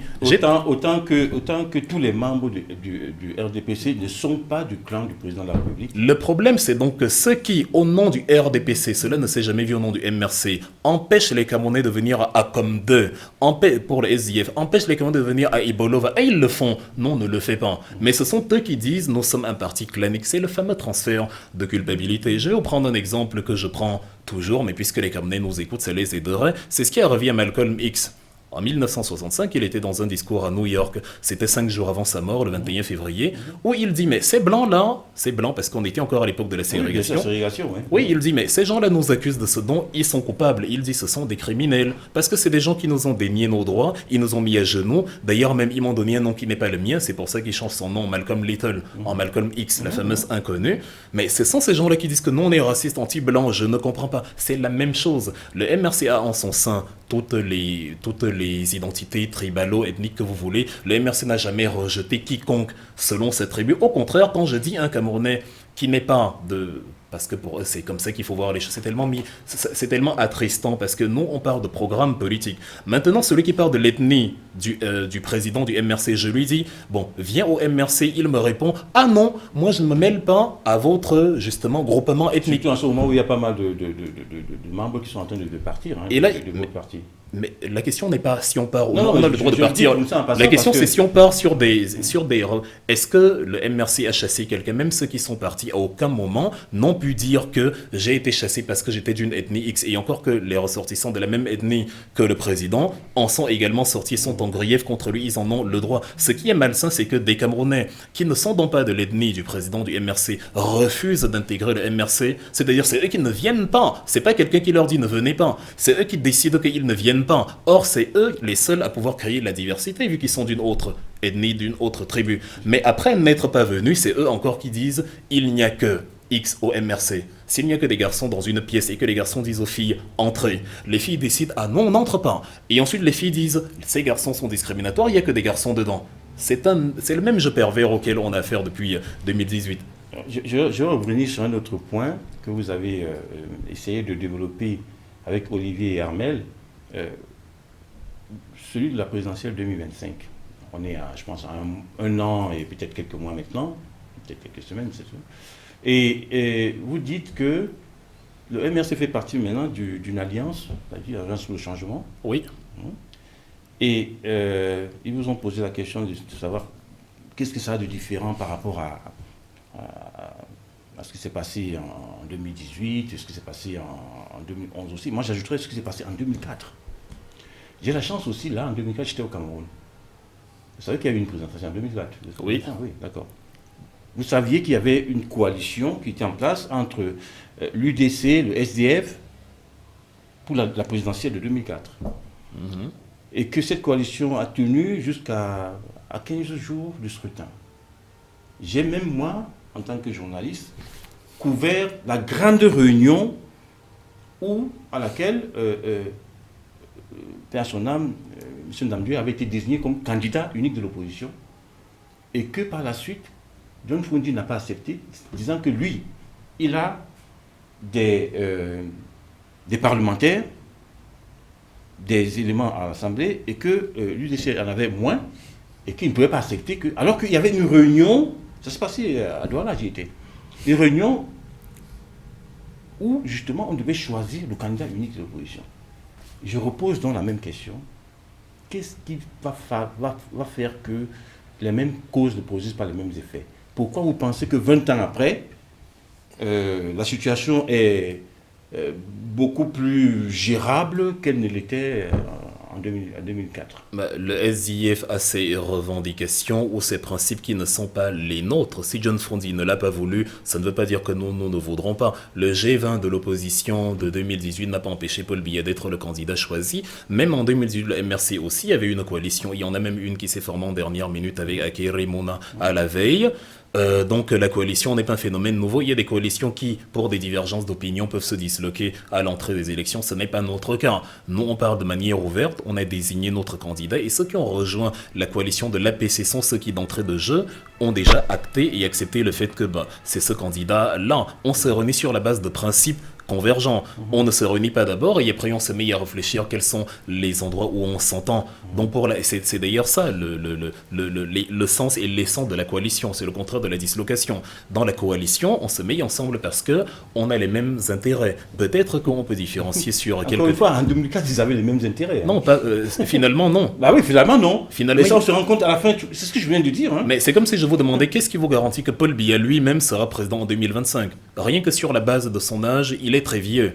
Et par nature, qu'est-ce qui vous garantit qu'il sera là? Il est âgé, c'est un peu plus gentil. Ben oui, il est vieux. Oui, il est âgé, c'est plus gentil. Oui, mais il y aura, nous accordons le bénéfice du doute. On lui souhaite tout le bonheur du monde. Nous, on veut remplacer le RDPC. Moi, on lui souhaite bien d'être le candidat du RDPC. Mais ça, on n'en sait rien. On ne sait pas ce que la nature aura décidé. On n'est sûr de rien, nulle part. Donc, si on Même va pas sur... pour vous. Oui, justement, si on va sur ce jeu... Pas pour vous qui êtes plus jeune. Oui, évidemment. Voilà. Je suis d'accord avec vous. Ça Ouais. signifie que si on va sur ce jeu, on peut interroger la question dans absolument tout. Qu'est-ce qui nous garantit que ceci va arriver? Qu'est-ce qui nous garantit que ceci va arriver? On le fait parce qu'on n'a pas le choix de toute façon. Quand on crée une coalition, c'est parce qu'on part d'un principe. On va arriver sur la ligne d'arrivée ensemble. Quand même si on a 35 ans et qu'on dit on va aux élections, on se dit que on sera en vie jusqu'à ce jour-là. Même si la nature peut en décider autrement, c'est exactement pareil. Alors, à propos de cette présidentielle-là, vous avez utilisé une autre formule, en fait, qui est habituelle en fait, au MRC, le président de facto. Oui. Oui. C'est celui qui est là, parce que c'est lui qui doit être là, mais normalement, c'est pas lui qui devait être là. on est à moins d'1 an et demi de la prochaine présidentielle. En fait, vous continuez à contester ce qui s'est passé en 2018. C'est-à-dire que l'écrasante victoire du président de la République... 71%. Vous continuez à la contester encore à moins de 2 ans, à 1 an et demi maintenant de la prochaine présidentielle. Vous avez certainement remarqué après 1 heure d'entretien que ça n'a pas été mon focus, je l'ai dit. Ah, c'est pas... Justement, c'est-à-dire... Pas le mien non plus, mais j'ai noté, ça fait partie des choses que j'ai notées. Vous avez dit le président, disons-le. Oui, j'ai dit le président de facto parce que c'est le président actuel. Non, en fait, il y a plusieurs choses qui font qu'un président légalement n'est pas président. C'est quand il méprise la loi, ce que Paul Biya fait tout le temps. Paul Biya, par exemple, a signé le décret d'application 237/2011-8 ou 2011 qui consacrait la carte consulaire comme la pièce exigée pour les inscriptions en diaspora. Mais pourtant, ce n'est pas appliqué. Maintenant, on impose aux gens le titre de séjour, ce qui est une violation de la Constitution. Paul Biya, justement, il ne rappelle pas son ministre de l'Intérieur à l'ordre qui s'octroie la suzeraineté sur les problèmes internes d'un parti politique en violation du paragraphe 2 de l'article 5 de la loi électorale de 2012. Paul Biya mène, quand il arrête les prisonniers politiques, il mène des mandats de perquisition, enfin il mène des arrestations sur des mandats de perquisition, il fait juger des civils. C'est lui qui mène des arrestations, lui qui arrête les gens, c'est lui qui... Oui, prêtait trop de pouvoir, je crois. Mais finalement, il est vivace, Paul Biya. Il est vraiment il est dynamique. Il est dynamique. Il jouit de sa jeunesse de 40 ans. Attention, quand vous allez prier, vous déjà péché par action et par omission. Le laisser faire est une complicité. Vous avez eu la force de voir en Maurice Kamto, de sous-entendre qu'il serait l'un des responsables des crises de 2008. Or, il n'est que le sous-fifre. Permettez-moi donc de voir en celui dont vous me répétez qu'il est le président de la République, le responsable des arrestations des prisonniers, des Camerounais pour leurs opinions politiques, par des services militaires qui ne peuvent pas agir sans l'aval du chef suprême. Vous avez dit tout à l'heure aussi que, à propos de l'inscription sur la liste électorale, que ce serait bien que les jeunes de 18 ans, qu'on met en prison parce qu'ils ont dit qu'ils n'aiment pas Paul Biya, ça existe encore ça aujourd'hui au Cameroun? Vous pouvez l'affirmer ça? Je suis en train de dire... On arrête les jeunes parce qu'ils ont dit qu'ils n'aiment pas Paul Biya au Cameroun aujourd'hui? On arrête les gens. Parce on parlait des jeunes de 18 ans. Les gens mais je ne regarde pas les... Monsieur Ekanga, vous avez parlé des jeunes de 18 ans. Attention, pourquoi est-ce que vous ne reconnaissez pas vos propos? Calmons-nous, il faut que nous sachions quel est le fond du débat. Oui. Jeunes de 18 ans ou jeunes de 23 ans, qu'est-ce que ça change? Alors, pourquoi vous refusez alors d'accepter? Il n'y a rien que j'accepte ou que je refuse. La problématique est que les Camerounais sont arrêtés pour leurs opinions politiques, quel que soit leur âge. Et j'étais en train de dire la disposition numéro 80 dans son paragraphe 4 de la Constitution camerounaise dit que tout majeur de 18 ans est pénalement responsable. Oui. Et j'ai donc dit, ça signifie qu'un Camerounais peut être arrêté pour ses actes ou pour ses opinions politiques à 18 ans. C'est ce qui est écrit dans la Constitution. Donc, ce qu'on a fait à Maurice Kamto quand on l'a arrêté chez Albert Nzangan, s'il y avait un garçon de 18 ans là, on l'aurait pris malgré ses 18 ans parce que dans la Constitution, quand on a 18 ans, on est majeur et responsable de ses actes. Et donc, de la même manière qu'on a arrêté la femme de ménage parce qu'on sous-entendait que si elle est là, c'est qu'elle a les mêmes opinions politiques que Maurice Kamto, donc elle peut faire 9 mois en prison. Et je dis qu'il y a la problématique que dans l'article 45 du Code électoral, l'âge pour la majorité électorale, c'est 20 ans. Et je tablais donc sur notre programme politique, la réforme du code électoral, qui fera que nous allons aplanir les angles. Paul Biya a vécu en Suisse une bonne partie de sa vie. En Suisse, dans le canton... Comme vous aussi, vous avez vécu en Allemagne une partie de votre vie aussi. Dans le canton, je sais pourquoi je le dis, et justement, je m'inspire des bons exemples. C'est pour ça qu'il faut qu'on sache de quoi on débat. Dans le canton de Glaritz, en Suisse, depuis 2016, depuis 2007, on peut voter à 16 ans. Dans le reste des 25 cantons, parce que Glaritz c'est le 26e, dans le reste des 25 cantons, en Suisse, on peut voter à 18 ans. J'aimerais bien qu'il s'inspire de cela, parce que moi, en Allemagne, à Hessen, dans la ville de Francfort, où j'ai passé les... Ça, manger là-bas. Ah, il a dit Hessen. Non, Hessen avec H. Manger, c'est... Non, manger en allemand, c'est Hessen sans le H. Sans le H, ok. Hessen, c'est la région le Land. Et justement, dans le Hessen, dans le Saarland, dans le Bremen, dans beaucoup d'États fédérés en Allemagne, on vote à 16 ans. Donc, vous l'avez dit, j'ai vécu en Allemagne, donc je connais l'Allemagne. Dans, justement, la majeure partie des États fédérés d'Allemagne, on vote à 18 ans. Je veux la même chose pour mon pays. Et dans les États que je viens de citer, on vote à 16 ans. D'ailleurs, pour les élections européennes qui se tiennent le 8 juin, ils ont mis pour tout le monde la possibilité de voter il y a 16 ans. Donc quand je dis que Paul Biya vivait en Suisse, ce n'était pas pour comparer les domiciles que nous avons occupés, c'était pour dire, nous avons tous vécu en diaspora, Moi, j'essaie de prendre ce qui a marché a priori en diaspora et d'implanter ça sur le terrain dans un souci de cohérence, parce que la majorité pénale est de 18. J'ai vraiment une inquiétude par rapport à ça, parce que quand on vous entend... Nous n'avons plus que 2 minutes. Oui, quand on vous entend, on a l'impression que le Cameroun doit être fondu, alors je parle du Cameroun, peut-être même l'Afrique, fondu, j'allais dire, dans tout le reste du monde, de manière à ce que il ne reste plus rien qui soit propre au Cameroun, à l'Afrique. Non. Vous mettez la culture où dans tout cela? Vous ne lisez. Si vous prenez comment on vit dans le comté du Hassen, si vous prenez comment on vit dans le comté du Vaud, quand vous prenez comment on vit en France, tout ça là, vous voulez que le Cameroun soit exactement comme ça, ou que, mais il va rester quoi de l'identité, de ce qui fait l'essence même du Camerounais, de l'Africain? Vous ne lisez pas le programme politique de notre parti. Ce qui nous fait y aller à la présidentielle. Je confesse que je ne lis pas que ça. Ça se voit. Et dans le programme, il est marqué que nous allons même procéder à la création d'une langue nationale inspirée de nos langues africaines. C'est-à-dire, on va créer une sorte de syncrétisme linguistique où on va piocher dans chacune de nos langues, rassembler tous nos linguistes. Une langue in vitro. Oui, ex nihilo. Ou in vitro, si vous voulez. On nous a enseigné que la langue, c'est l'identité. Oui, culturel. Oui, mais c'est le fruit, c'est la partie visible d'une culture. Exactement. Vous allez fabriquer une culture in vitro. Tant que c'est à partir de, évidemment, c'est pas ça se fabrique. Il y a une culture cinéma qui se fabrique.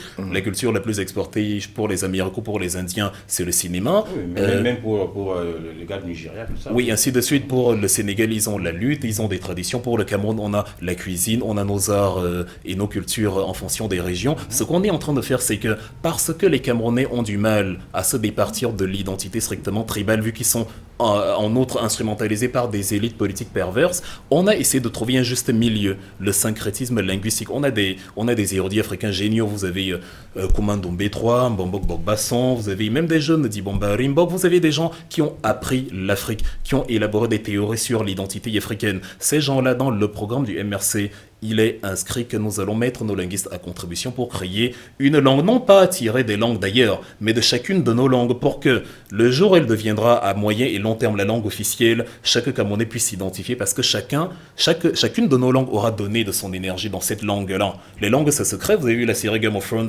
où on a créé une langue pour faire... c'est de la fiction. Mais d'autant plus dans la réalité, déjà nos langues ont des encodages similaires. On ne va pas faire la linguistique ici, mais si vous regardez la structure de nos langues, ou même l'identité des expressions, vous allez vous rendre compte qu'énormément de choses se rejoignent dans des langues qu'on croit être opposées les unes aux autres. C'est ce que nous dit le livre de Théophile Obenga, qu'il écrit en 1993, et Lucien Congolais, origine commune de l'égyptien ancien, du copte et des langues négro-africaines modernes. Et dont le MRC s'inspire donc non seulement des linguistes africains, cher Anta Diop le disait d'ailleurs déjà, mais aussi des linguistes locaux, des érudits locaux, j'en ai cité quelques-uns, qui vont s'asseoir, qui vont étudier les paradigmes de nos langues et qui vont puiser dans chacune de nos 200-300 langues des éléments qui permettent de créer une langue commune, une identité camerounaise, qu'on aura comme, justement, cachet camerounais, à côté du français et de l'anglais qui pourront nous servir dans nos voyages. Je vous invite mais à voilà, aller une identité rencontrer camerounaise. le sociologue et linguiste M. Minka, qui a proposé déjà une langue syncrétique au Cameroun, mais je me rappelle qu'à l'époque, les gens comme le professeur Tadadjeu reprochaient à cette langue d'être créée in vitro. Je veux dire que ça existe déjà, il y a quelque chose qui a été proposé par Minka. On s'y adapte dans tout projet. Simplement l'enrôler. Dans tout projet, et c'est une phrase qu'on attribue à Mahatma Gandhi souvent, il dit au début on vous ignore, ensuite on se moque de vous, puis on combat, puis vous gagnez. Une réforme est toujours sujette à controverse, surtout une réforme profonde. Déchirantes, ouais. Mais tant que c'est l'identité camerounaise et l'esprit dedans, c'est qu'aucune des tribus ou des ennemis ne se sent lésée. C'est pour nous le juste milieu pour qu'on n'ait plus des gens qui, quand vous arrivez chez eux, vous avez beau être camerounais, ils ont beau vous dire que le Camerounais est indivisible, mais vous arrivez chez eux, ils vous disent « rentrez chez vous ». C'est de la barbarie sociale. Ça ne doit pas exister. Et c'est écrit dans notre programme la solution à cette barbarie sociale. Merci Jean-Célestin et Djangué d'être passés par ici. Nous souhaitons bon vent à votre ouvrage Côte d'Ivoire Makan 2023, comme si vous y étiez. Peut-être ça peut faire des jaloux au Cameroun. Peut-être que Jean-Célestin et Djangué auraient dû écrire Makan au Cameroun, comme si on y était. Il n'y avait pas grand-chose à révéler sur la canne au Cameroun, non, simplement parce que vous ne l'avez pas couverte. Voilà. C'était une question d'opportunité. Okay. Merci Jean-Célestin d'être passé par ici. Nous allons poursuivre l'arène avec le deuxième tableau, le deuxième fil rouge, j'ai envie de dire, Comme ça, c'est consacré à l'apport de la diaspora au développement du Cameroun. Nous avons Wilfried Ekanga ce soir et nous avons 2 journalistes qui m'accompagnent. Je fais malheureusement pas partie de la diaspora, mais les 2 journalistes qui m'accompagnent pour l'interview ce soir sont des produits du cru de la diaspora. On saura mener cette discussion dans un instant, 10 secondes. Nous revenons sur ce deuxième fil rouge avec une pensée pour Anatole Minka, le père de la Frodia, cette langue donc proposée qui serait une synthèse des langues camerounaises qui a été proposée autour de 2005, qui a été contestée par la Commission nationale chargée des langues pendant longtemps. Peut-être que le MRC peut réveiller le débat. Voilà, je vous invite donc dans cette deuxième dorsale à parler de la diaspora et des questions identitaires, des questions d'unité nationale au Cameroun. Comment vous avez vécu le 20 mai dernier ?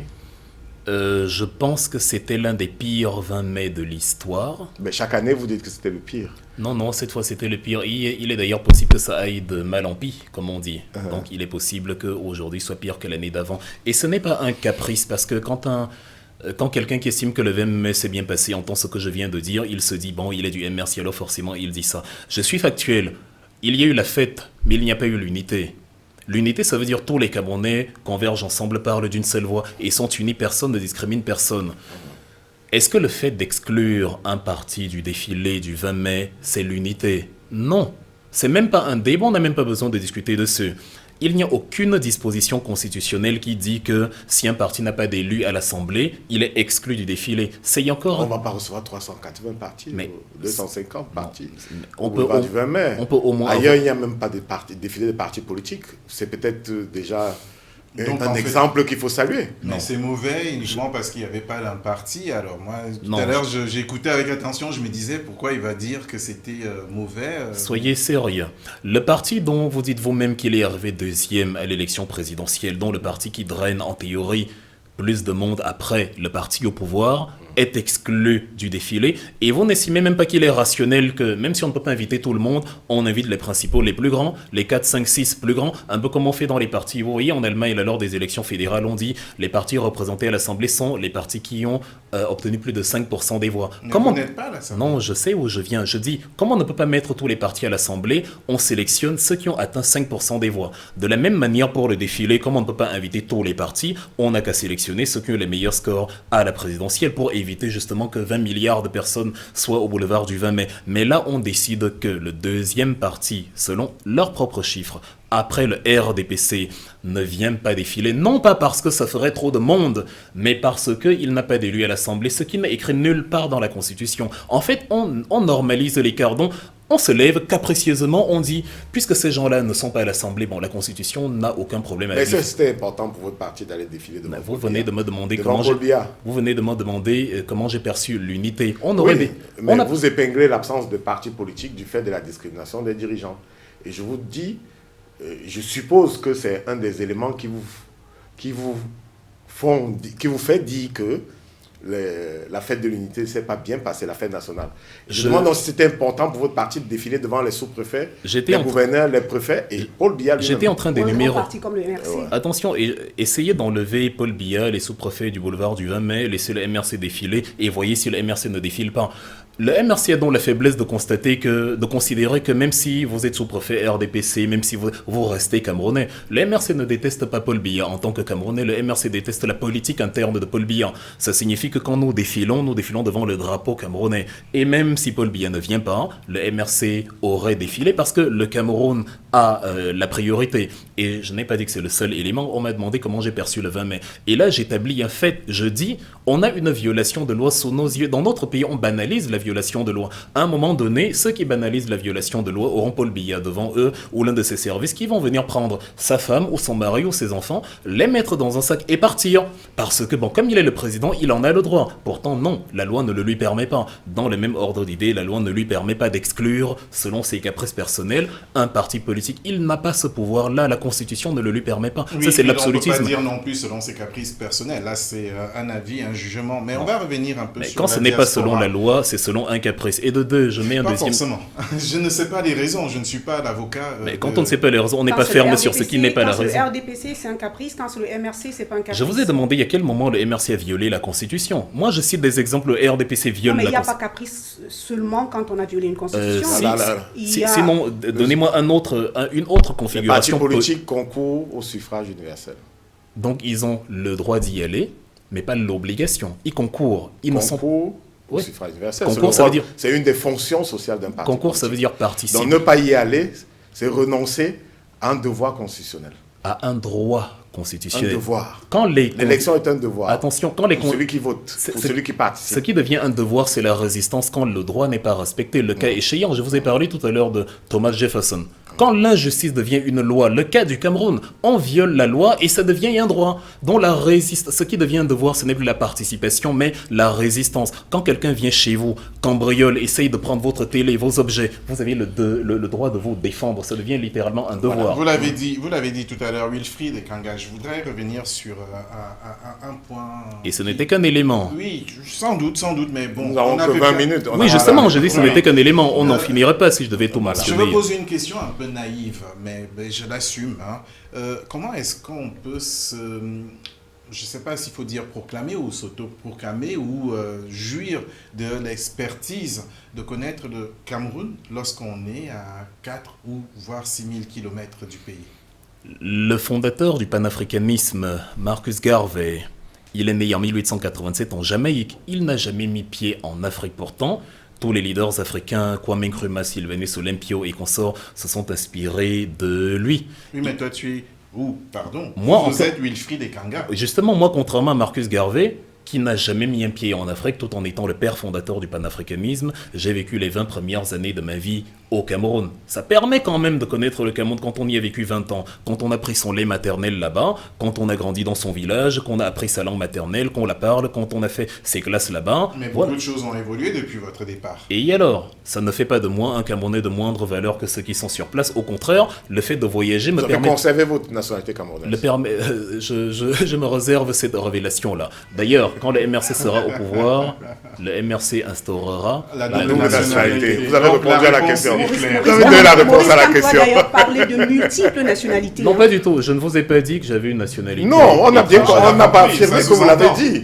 Mais nous, Libre à vous. Si un jour vous allez dire que Wilfried Ekanga a une nationalité étrangère, ayez les moyens de le prouver. non, mais on va On pas l'a le pas dire. dit. On va Les pas gens le vous dire. ont écouté, les gens Voilà. vous écoutent. Non, je vous dis ce que vous On n'a pas sous-entendez. besoin de leur dire ce qu'ils ont entendu. Je vous aide en vous disant ce que vous sous-entendez, ne vous garantit pas que c'est vrai, c'est du 50-50. Nous ne sous-entendons rien. Nous disons que nous avons une réponse à notre question.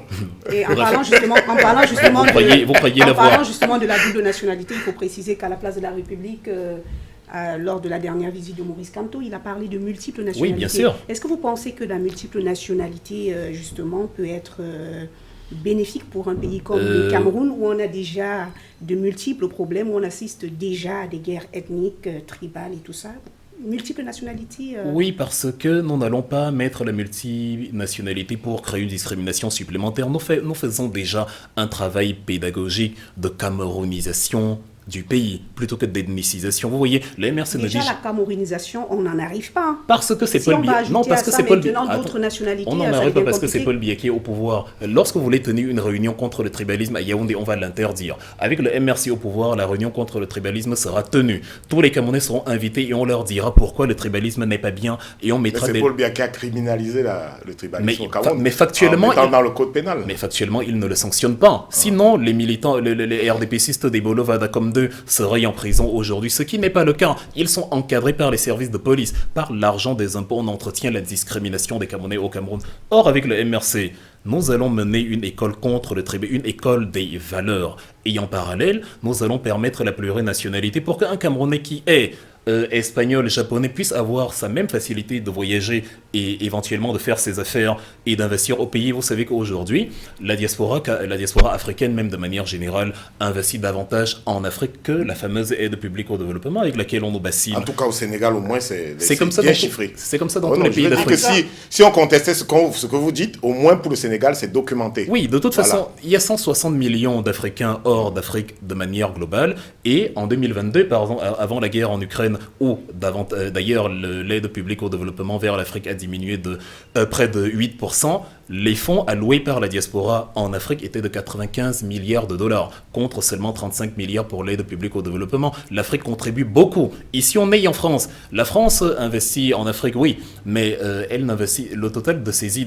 investissements directs étrangers ne dépasse pas les 1% sur le sol africain. Et dans ces 1%, vous avez à peine 20 à 25% qui vont en Afrique francophone, dont l'Afrique a à compter massivement sur sa diaspora. Et si les investissements ne sont pas plus conséquents que ce qu'ils le sont aujourd'hui, c'est parce que, quand on parlait de l'unité tout à l'heure, on a créé encore une césure entre les Camerounais du pays et ceux de la diaspora. Les Camerounais de la diaspora qui disent « Vive Paul Biya », on les considère comme des patriotes parce qu'on s'est approprié le Cameroun. Par contre, les Camerounais de la diaspora qui considèrent que les solutions de Paul Biya contre la crise anglophone n'étaient pas les bonnes, l'arrestation des prisonniers politiques, c'est pas une chose à faire, la tribalisation de l'appareil social, ce n'est pas pertinent, ceux-là, on les taxe d'anti-patriotes, ils deviennent des mauvais Camerounais et ont créé justement des lois discriminatoires contre ce qu'ils considèrent comme la mauvaise diaspora. Ce sont des tares que nous allons annihiler une fois que le MRC sera au pouvoir. D'autant plus, madame, que la double nationalité est pratiquée au Cameroun en violation de toutes les lois. Et là, je vous cite le président de la Fédération camerounaise de football, Samuel Eto'o, qui est espagnol,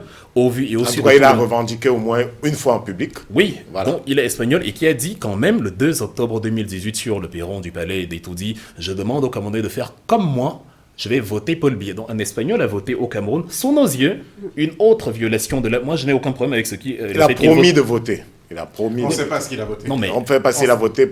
En fait, le vote est secret. On peut promettre et dans l'isoloir faire autre chose. Non, mais déjà qu'il n'aurait pas dû. C'est-à-dire, selon Paul Biya, parce que moi, selon le MRC, Samuel Eto'o doit voter parce qu'il est Camerounais et tous les Camerounais ayant d'autres nationalités doivent voter. Ce que je n'accepte pas, c'est qu'on permette à Samuel Eto'o de voter en violation de la disposition du 11 juin. Nous n'avons pas la preuve qu'il est espagnol, mais nous avons sa déclaration au moins. Moi, je reste prudent. Oui. Il a affirmé au cours d'une interview qu'il nous a accordée dans le journal Canal d'International qu'il était espagnol. Rassurez-vous, il l'est. Voilà. Il l'est comme beaucoup. Je reste sur cette affirmation. Il l'est comme beaucoup. Et maintenant, est-ce qu'il a participé aux élections en tant qu'électeur en 2018, c'est une autre chose à prouver. Mais en tout cas, il a annoncé qu'il voterait pour Biya. Ça, c'est clair. On peut être un peu clair là-dessus, parce que là, lui, tout à l'heure, il n'a pas voulu nous parler justement de cette double nationalité. Le concernant de façon claire. Mais il est très à l'aise sur Samuel Eto'o. Oui, voilà, très à l'aise sur Samuel Eto'o et sur vous-même. Double nationalité. Attention, double nationalité ou pas? À partir du moment où un individu dit lui, je n'ai pas sous-entendu, il l'a dit lui-même. Bon, il l'a dit, et toi? Qu'est-ce que vous nous dites? Autant il a le droit de le dire, autant je me réserve le droit de ne pas le dire. Mais lui, pourquoi pas, puisqu'on est là dans un exercice de clarté, on va à la rencontre. On parle au Camerounais quand même. Non, parce que j'estime que ce n'est pas important dans le débat du Cameroun. Non, j'estime ce qui est important, c'est que tous les Camerounais qui veulent avoir plusieurs nationalités l'aient. La nationalité de... mais là, il y a des Camerounais qui posent la question, donc eux, ils ont envie d'avoir la réponse. Ça ne leur servira à rien. Ça, c'est votre jugement, ce n'est pas le nôtre. Oui, mais tant que j'ai le droit de ne pas vous le dire, j'exercerai ce droit-là. Samuel Eto'o, il a dit qu'il est espagnol. Bon, et à partir de là, je ne spécule plus, je me base sur ce qu'il a dit. Je ne l'aurais pas obligé à dévoiler sa nationalité s'il ne l'aurait pas fait. Est-ce qu'on peut revenir sur la réalité quotidienne des Camerounais, parce que c'est leur pouvoir d'achat. Et pour sortir, nous avons leur 5 pouvoir minutes. d'achat, oui, tout à fait. Parce que la double nationalité, c'est un peu peut-être à 100 000 étages au-dessus de leur tête par rapport au prix, tout simplement, du panier du consommateur. Qu'est-ce que vous proposez pour, ne serait-ce que faciliter leur vie quotidienne?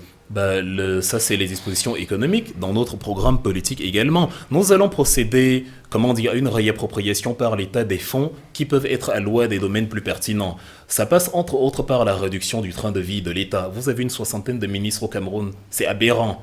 En Allemagne, il y a à peine une 15aine de ministères et c'est la première puissance économique européenne. Vous avez des ministères qu'on peut fusionner. Imaginez, vous avez un ministère de l'urbanisme et de l'habitat, un ministère de la planification et de l'aménagement du territoire, un ministère des travaux publics, des marchés publics, un ministère, beaucoup de ministères qui peuvent être jumelés et cumulés en un seul. Vous avez même à l'intérieur de ces ministères-là des budgets qui ne sont parfois pas pertinents ou des ministères comme le ministère du développement, le MINDEVEL par exemple, lui, qui aurait besoin de plus de fonds qu'un ministère comme le ministère chargé, le ministre chargé des relations avec les assemblées ou que sais-je. On procède par une réduction du train de vie de l'État qui permet de dégager une certaine épargne qu'on peut justement investir ailleurs, notamment dans la facilitation de l'octroi du crédit à ceux qui veulent entreprendre. Dans le programme du MRC, il y a entre autres la volonté de mobiliser l'épargne de la diaspora. Comment ça fonctionne? Un peu comme au Japon, mais avec la diaspora. C'est-à-dire, vous êtes de la diaspora, le Trésor public va ouvrir un compte à côté de son compte principal dans lequel vous pouvez, en tant que Camerounais de la diaspora, injecter 1 000 euros. L'État vous dit, vous avez une échéance d'1 an, vous allez récupérer 1 200 euros, donc vous avez un bénéfice de 20%. Mais entre-temps, justement, cet argent-là est utilisé pour octroyer des prêts à des entrepreneurs sur le terrain qui peuvent donc justement élaborer un projet qui va à partir duquel ils vont produire de la matière. La vente de cette matière va leur produire de la valeur ajoutée, des revenus avec lesquels ils pourront rembourser le crédit et y avoir de la substance pour leur vie. Et voilà, et maintenant, l'argent revient. Lorsque vous venez un an plus tard, vous voulez récupérer ce que vous avez investi, vous récupérez. Et en parallèle, il est prévu que pour ceux qui auront en amont investi déjà dans ce fonds d'épargne de la diaspora, quand eux-mêmes auront des projets, ils seront prioritaires dans la liste de ceux à qui l'État peut octroyer des crédits. Vous savez, aujourd'hui, avec la problématique du franc CFA, la principale fonction de nos banques commerciales, sous le diktat de la Banque centrale, c'est de contrôler l'inflation, dont empêcher la flambée des prix, empêcher la prolifération de l'argent, de la monnaie, et dont on muselle, on corse les conditions d'accès au crédit. Or, sans crédit, sans cash flow, vous avez du mal à investir, vous avez du mal à créer, vous avez du mal, parce qu'il y a des gens qui sont là, ils ne font rien de leur journée. Avec du cash flow, vous les employez, vous mobilisez la ressource humaine, vous les envoyez produire sur le terrain de l'agriculture, vous les envoyez produire sur le terrain des services, l'enseignement, sur tous les secteurs d'activité, parce qu'il y a de quoi les payer. L'équipe de la ménagère de moins de 50 ans, Pardon, qui peut-être ne cherche pas le crédit, qui veut peut-être acheter le manioc à bas coût ou les bananes plantains et compagnie. Mais l'économie, c'est une interconnexion. C'est-à-dire, à partir du moment où quelqu'un investit, à partir du moment où quelqu'un produit, et quand c'est produit en grande quantité, la ménagère qui avait du mal à remplir son panier, vu que l'État a en amont accordé du crédit à un opérateur économique dans le domaine de l'agriculture et qu'il a pu produire en masse des tomates, des avocats, même pour la ménagère, ça devient moins cher parce qu'il y a prolifération. Ce qui crée la flambée des prix, c'est la rareté. C'est-à-dire, il n'y a pas assez de nourriture à acheter et du coup, la faible quantité disponible coûte beaucoup trop cher. Or, à partir du moment où l'État stable sur ce qu'on appelle le secteur primaire, l'agriculture, l'élevage dans la pyramide de Maslow, la production des denrées qui permettent à l'humain d'assurer sa subsistance biologique, s'alimenter, tout ça, voilà, il y a beaucoup de tomates, il y a beaucoup d'avocats, il y a beaucoup d'ananas. Donc quand la ménagère part de chez elle, elle peut acheter ses avocats, ses ananas et ça revient moins cher. Comme on n'a pas beaucoup de temps, évidemment, je fais une présentation sommaire. Oui, mais on comprend que tout est basé que sur l'État, dès le départ. Les détails sont dans le... Non, vous avez demandé ce que l'État a prévu. L'État a prévu... Non, moi je demande ce que vous avez prévu. Non, mais ce n'est pas moi qui vais développer le Cameroun, c'est le programme du MRC, c'est pas un individu qui développe un pays. Actuellement, ce que nous faisons... C'est vous le représentant, donc je m'adresse à vous. Oui, et je vous parle de ce qu'il y a dans le programme.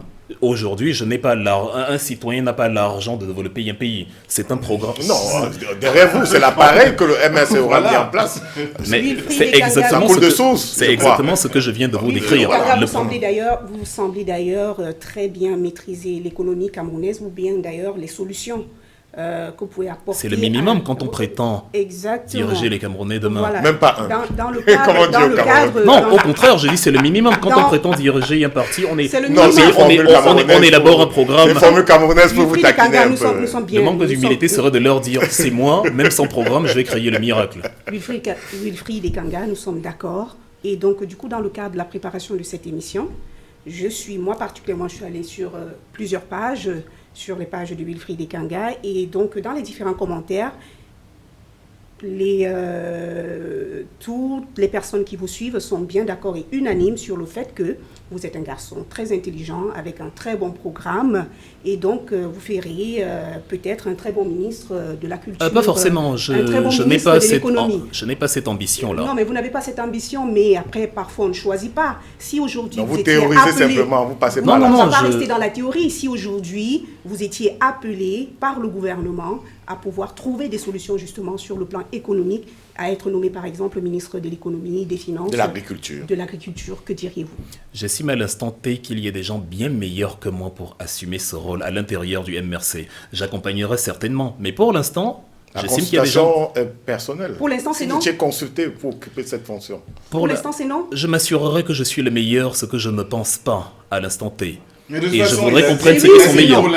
Pour l'instant, Non, je donc dis- la vérité du jour n'est pas celle de demain. Je Demain. dis, s'il s'avère que je suis le meilleur, oui, mais je ne pense pas du tout être le meilleur. Donc c'est non. Non, mais donc. Il est déjà mais- conseiller du président. Après, donc, on va du rester MRC. donc là sur le plan purement théorique, Mais sur non. le plan des idées, chaque fois avec le MRC. Mais oui, puisque si de façon concrète, on vous dit venez, rejoignez-nous pour pouvoir mener la bataille et que vous puissiez dire non, il y a un problème. Imaginez que vous pouvez conduire sur le périphérique parisien, mais vous pouvez conduire maximum à 100 km/h sans faire un accident. Et à côté de vous, il y a votre voisin qui peut aller jusqu'à 240 en toute sécurité. Vous pouvez conduire certes, mais il y a quelqu'un qui, factuellement, est plus rapide que vous, avec le même niveau de sécurité. Je suis en train de dire, si Oui. au Cameroun, je suis le meilleur Camerounais pour être ministre de l'économie, c'est oui, mais je ne pense pas du tout, même dans mes rêves les plus fous, être dans les 1000 premiers. Non, mais vous aurez été choisi, Wilfried. Si je suis choisi, c'est parce que Maurice Kamto estimera que je suis le meilleur. Et Or, du je coup- pense que Et du coup, si Maurice Kamto dit oui, alors ce serait Mais une... vous avez l'impression qu'on choisit les ministres parce qu'ils sont les meilleurs. Ah, Paul Biya, non. Lui choisit... Non. Non, ailleurs, de partout. façon il générale, faut de façon revenir. générale, Parce que on j'ai ne choisit pas les écouté ministres Joe parce qu'ils sont Faye, meilleurs. quand il installait son gouvernement, il a indiqué aux ministres, vous n'êtes pas là parce que vous êtes les meilleurs. Diomaye Mais il a dit le contraire. C'est à Diomaye Faye de répondre à la politique de Diomaye Faye. S'il ne choisit pas les meilleurs, tant pis pour lui. Il faut choisir les Non, meilleurs. mais nulle part on ne choisit Pas- les meilleurs, on on choisit choisit pas ceux les- qui semblent être efficaces. Voilà, les meilleurs. On ne Appliquer choisit la pas toujours les politique meilleurs. menée par le parti. Mais c'est Voilà. ça les meilleurs. Ah. Ceux qui sont le plus efficaces sont les meilleurs. Pour Mais vous conduire. pensez que. Et qu'est-ce qui vous fait croire que vous n'êtes pas efficace? Peut-être parce que c'est l'origine Biya. Vous pensez que vous ne serez pas efficace pour l'origine Biya? Non, c'est parce que je connais la qualité des gens qui composent le MRC. Et je sais qu'à l'intérieur du MRC, il y en a qui sont beaucoup plus géniaux que moi. Et ce serait très prétentieux de ma part de penser que dans le petit cercle de 10-15 ministres qu'on aura, Wilfried Ekanga sera présent. Ce n'est pas du tout mon ambition. Mon ambition, c'est que même si c'est une chenille qui est à la tête du MRC, et même si ce sont des ratons laveurs qui sont au gouvernement, s'ils implémentent le programme du MRC de manière stricte, ça me va. Même si je suis à côté les boueurs du coin. La priorité, c'est, comme Thomas Sankara le disait, de l'eau pour tous plutôt que du champagne pour quelques-uns. Nous sommes... De l'extérieur, on n'est pas efficace, Wilfried. Je ne serai pas à l'extérieur. Non, là, de. Mais à preuve, vous n'êtes pas La seule façon de l'Assemblée servir. nationale. Non, la seule façon de servir son pays. Être ministre n'est pas la seule manière de servir son pays. Quand il n'y a que 15 ministres, vous ne voulez pas dire en Allemagne, il n'y a que 15 personnes qui servent l'Allemagne. Oui, mais on aura choisi Wilfried qui aura quand même eu la volonté de dire non. On aura choisi les meilleurs. Mais il a dit tout à l'heure, ministre de l'économie. Donc, Merci Wilfried Ekanga d'avoir accepté notre invitation et d'avoir Mais moi, joué le j'ai jeu de une l'arène. question, Rodrigue. Mais le temps, on est tenu par le Non, temps. mais quand même, je pense que pour moi, c'est une curiosité et pour les Camerounais qui nous regardent en ce moment, c'est vrai qu'on a mis de côté l'aspect Coury-Jardin, Wilfried Ekanga, côté Coury-Jardin, père, mère, père de Non. famille, époux, Non. sur le plan professionnel, Marié?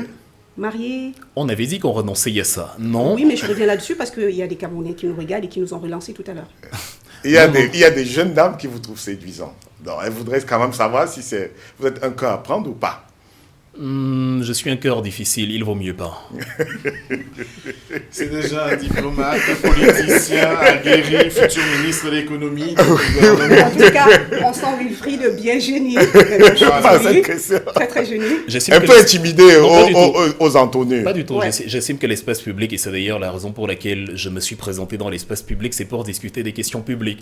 J'estime que le Mais côté... c'est public aussi, parce Mais c'est qu'on public. veut savoir qui... Franchement, un conseiller porte- de mais Maurice oui. Kamto, on C'est veut tout. bien connaître quelle est sa vie privée. Non, pas du pouvoir- tout. Mais Si. pour que tes conseils soient crédibles, bien évidemment, on a bien besoin de Les savoir conseils ça. n'étaient pas des conseils matrimoniaux. Non, mais non, non, du tout, mais du tout, après, du tout. il Mais faut une forcément, certaine c'est quelqu'un maturité. qui influence. Forcément. Cela va de soi. C'est important. Ah, c'est il faut En tout important. cas, vous ne portez Surtout- pas une alliance. Surtout quand on Oui, sait mais bon, sans une alliance, ça certaine veut rien dire, hein. ex-première dame. Je Ça suis veut rien marié, dire. je suis marié, mais Madame j'ai oublié Obama. l'alliance. Voilà, Nous on tous, a on l'info, sait- vous êtes on sait marié. l'influence de Marié, Madame mais il a oublié Obama. l'alliance. On sait que Par vous exemple. résidez en Allemagne et Et en vous avez France, fait... Madame Brigitte Macron, on connaît les influences des dames.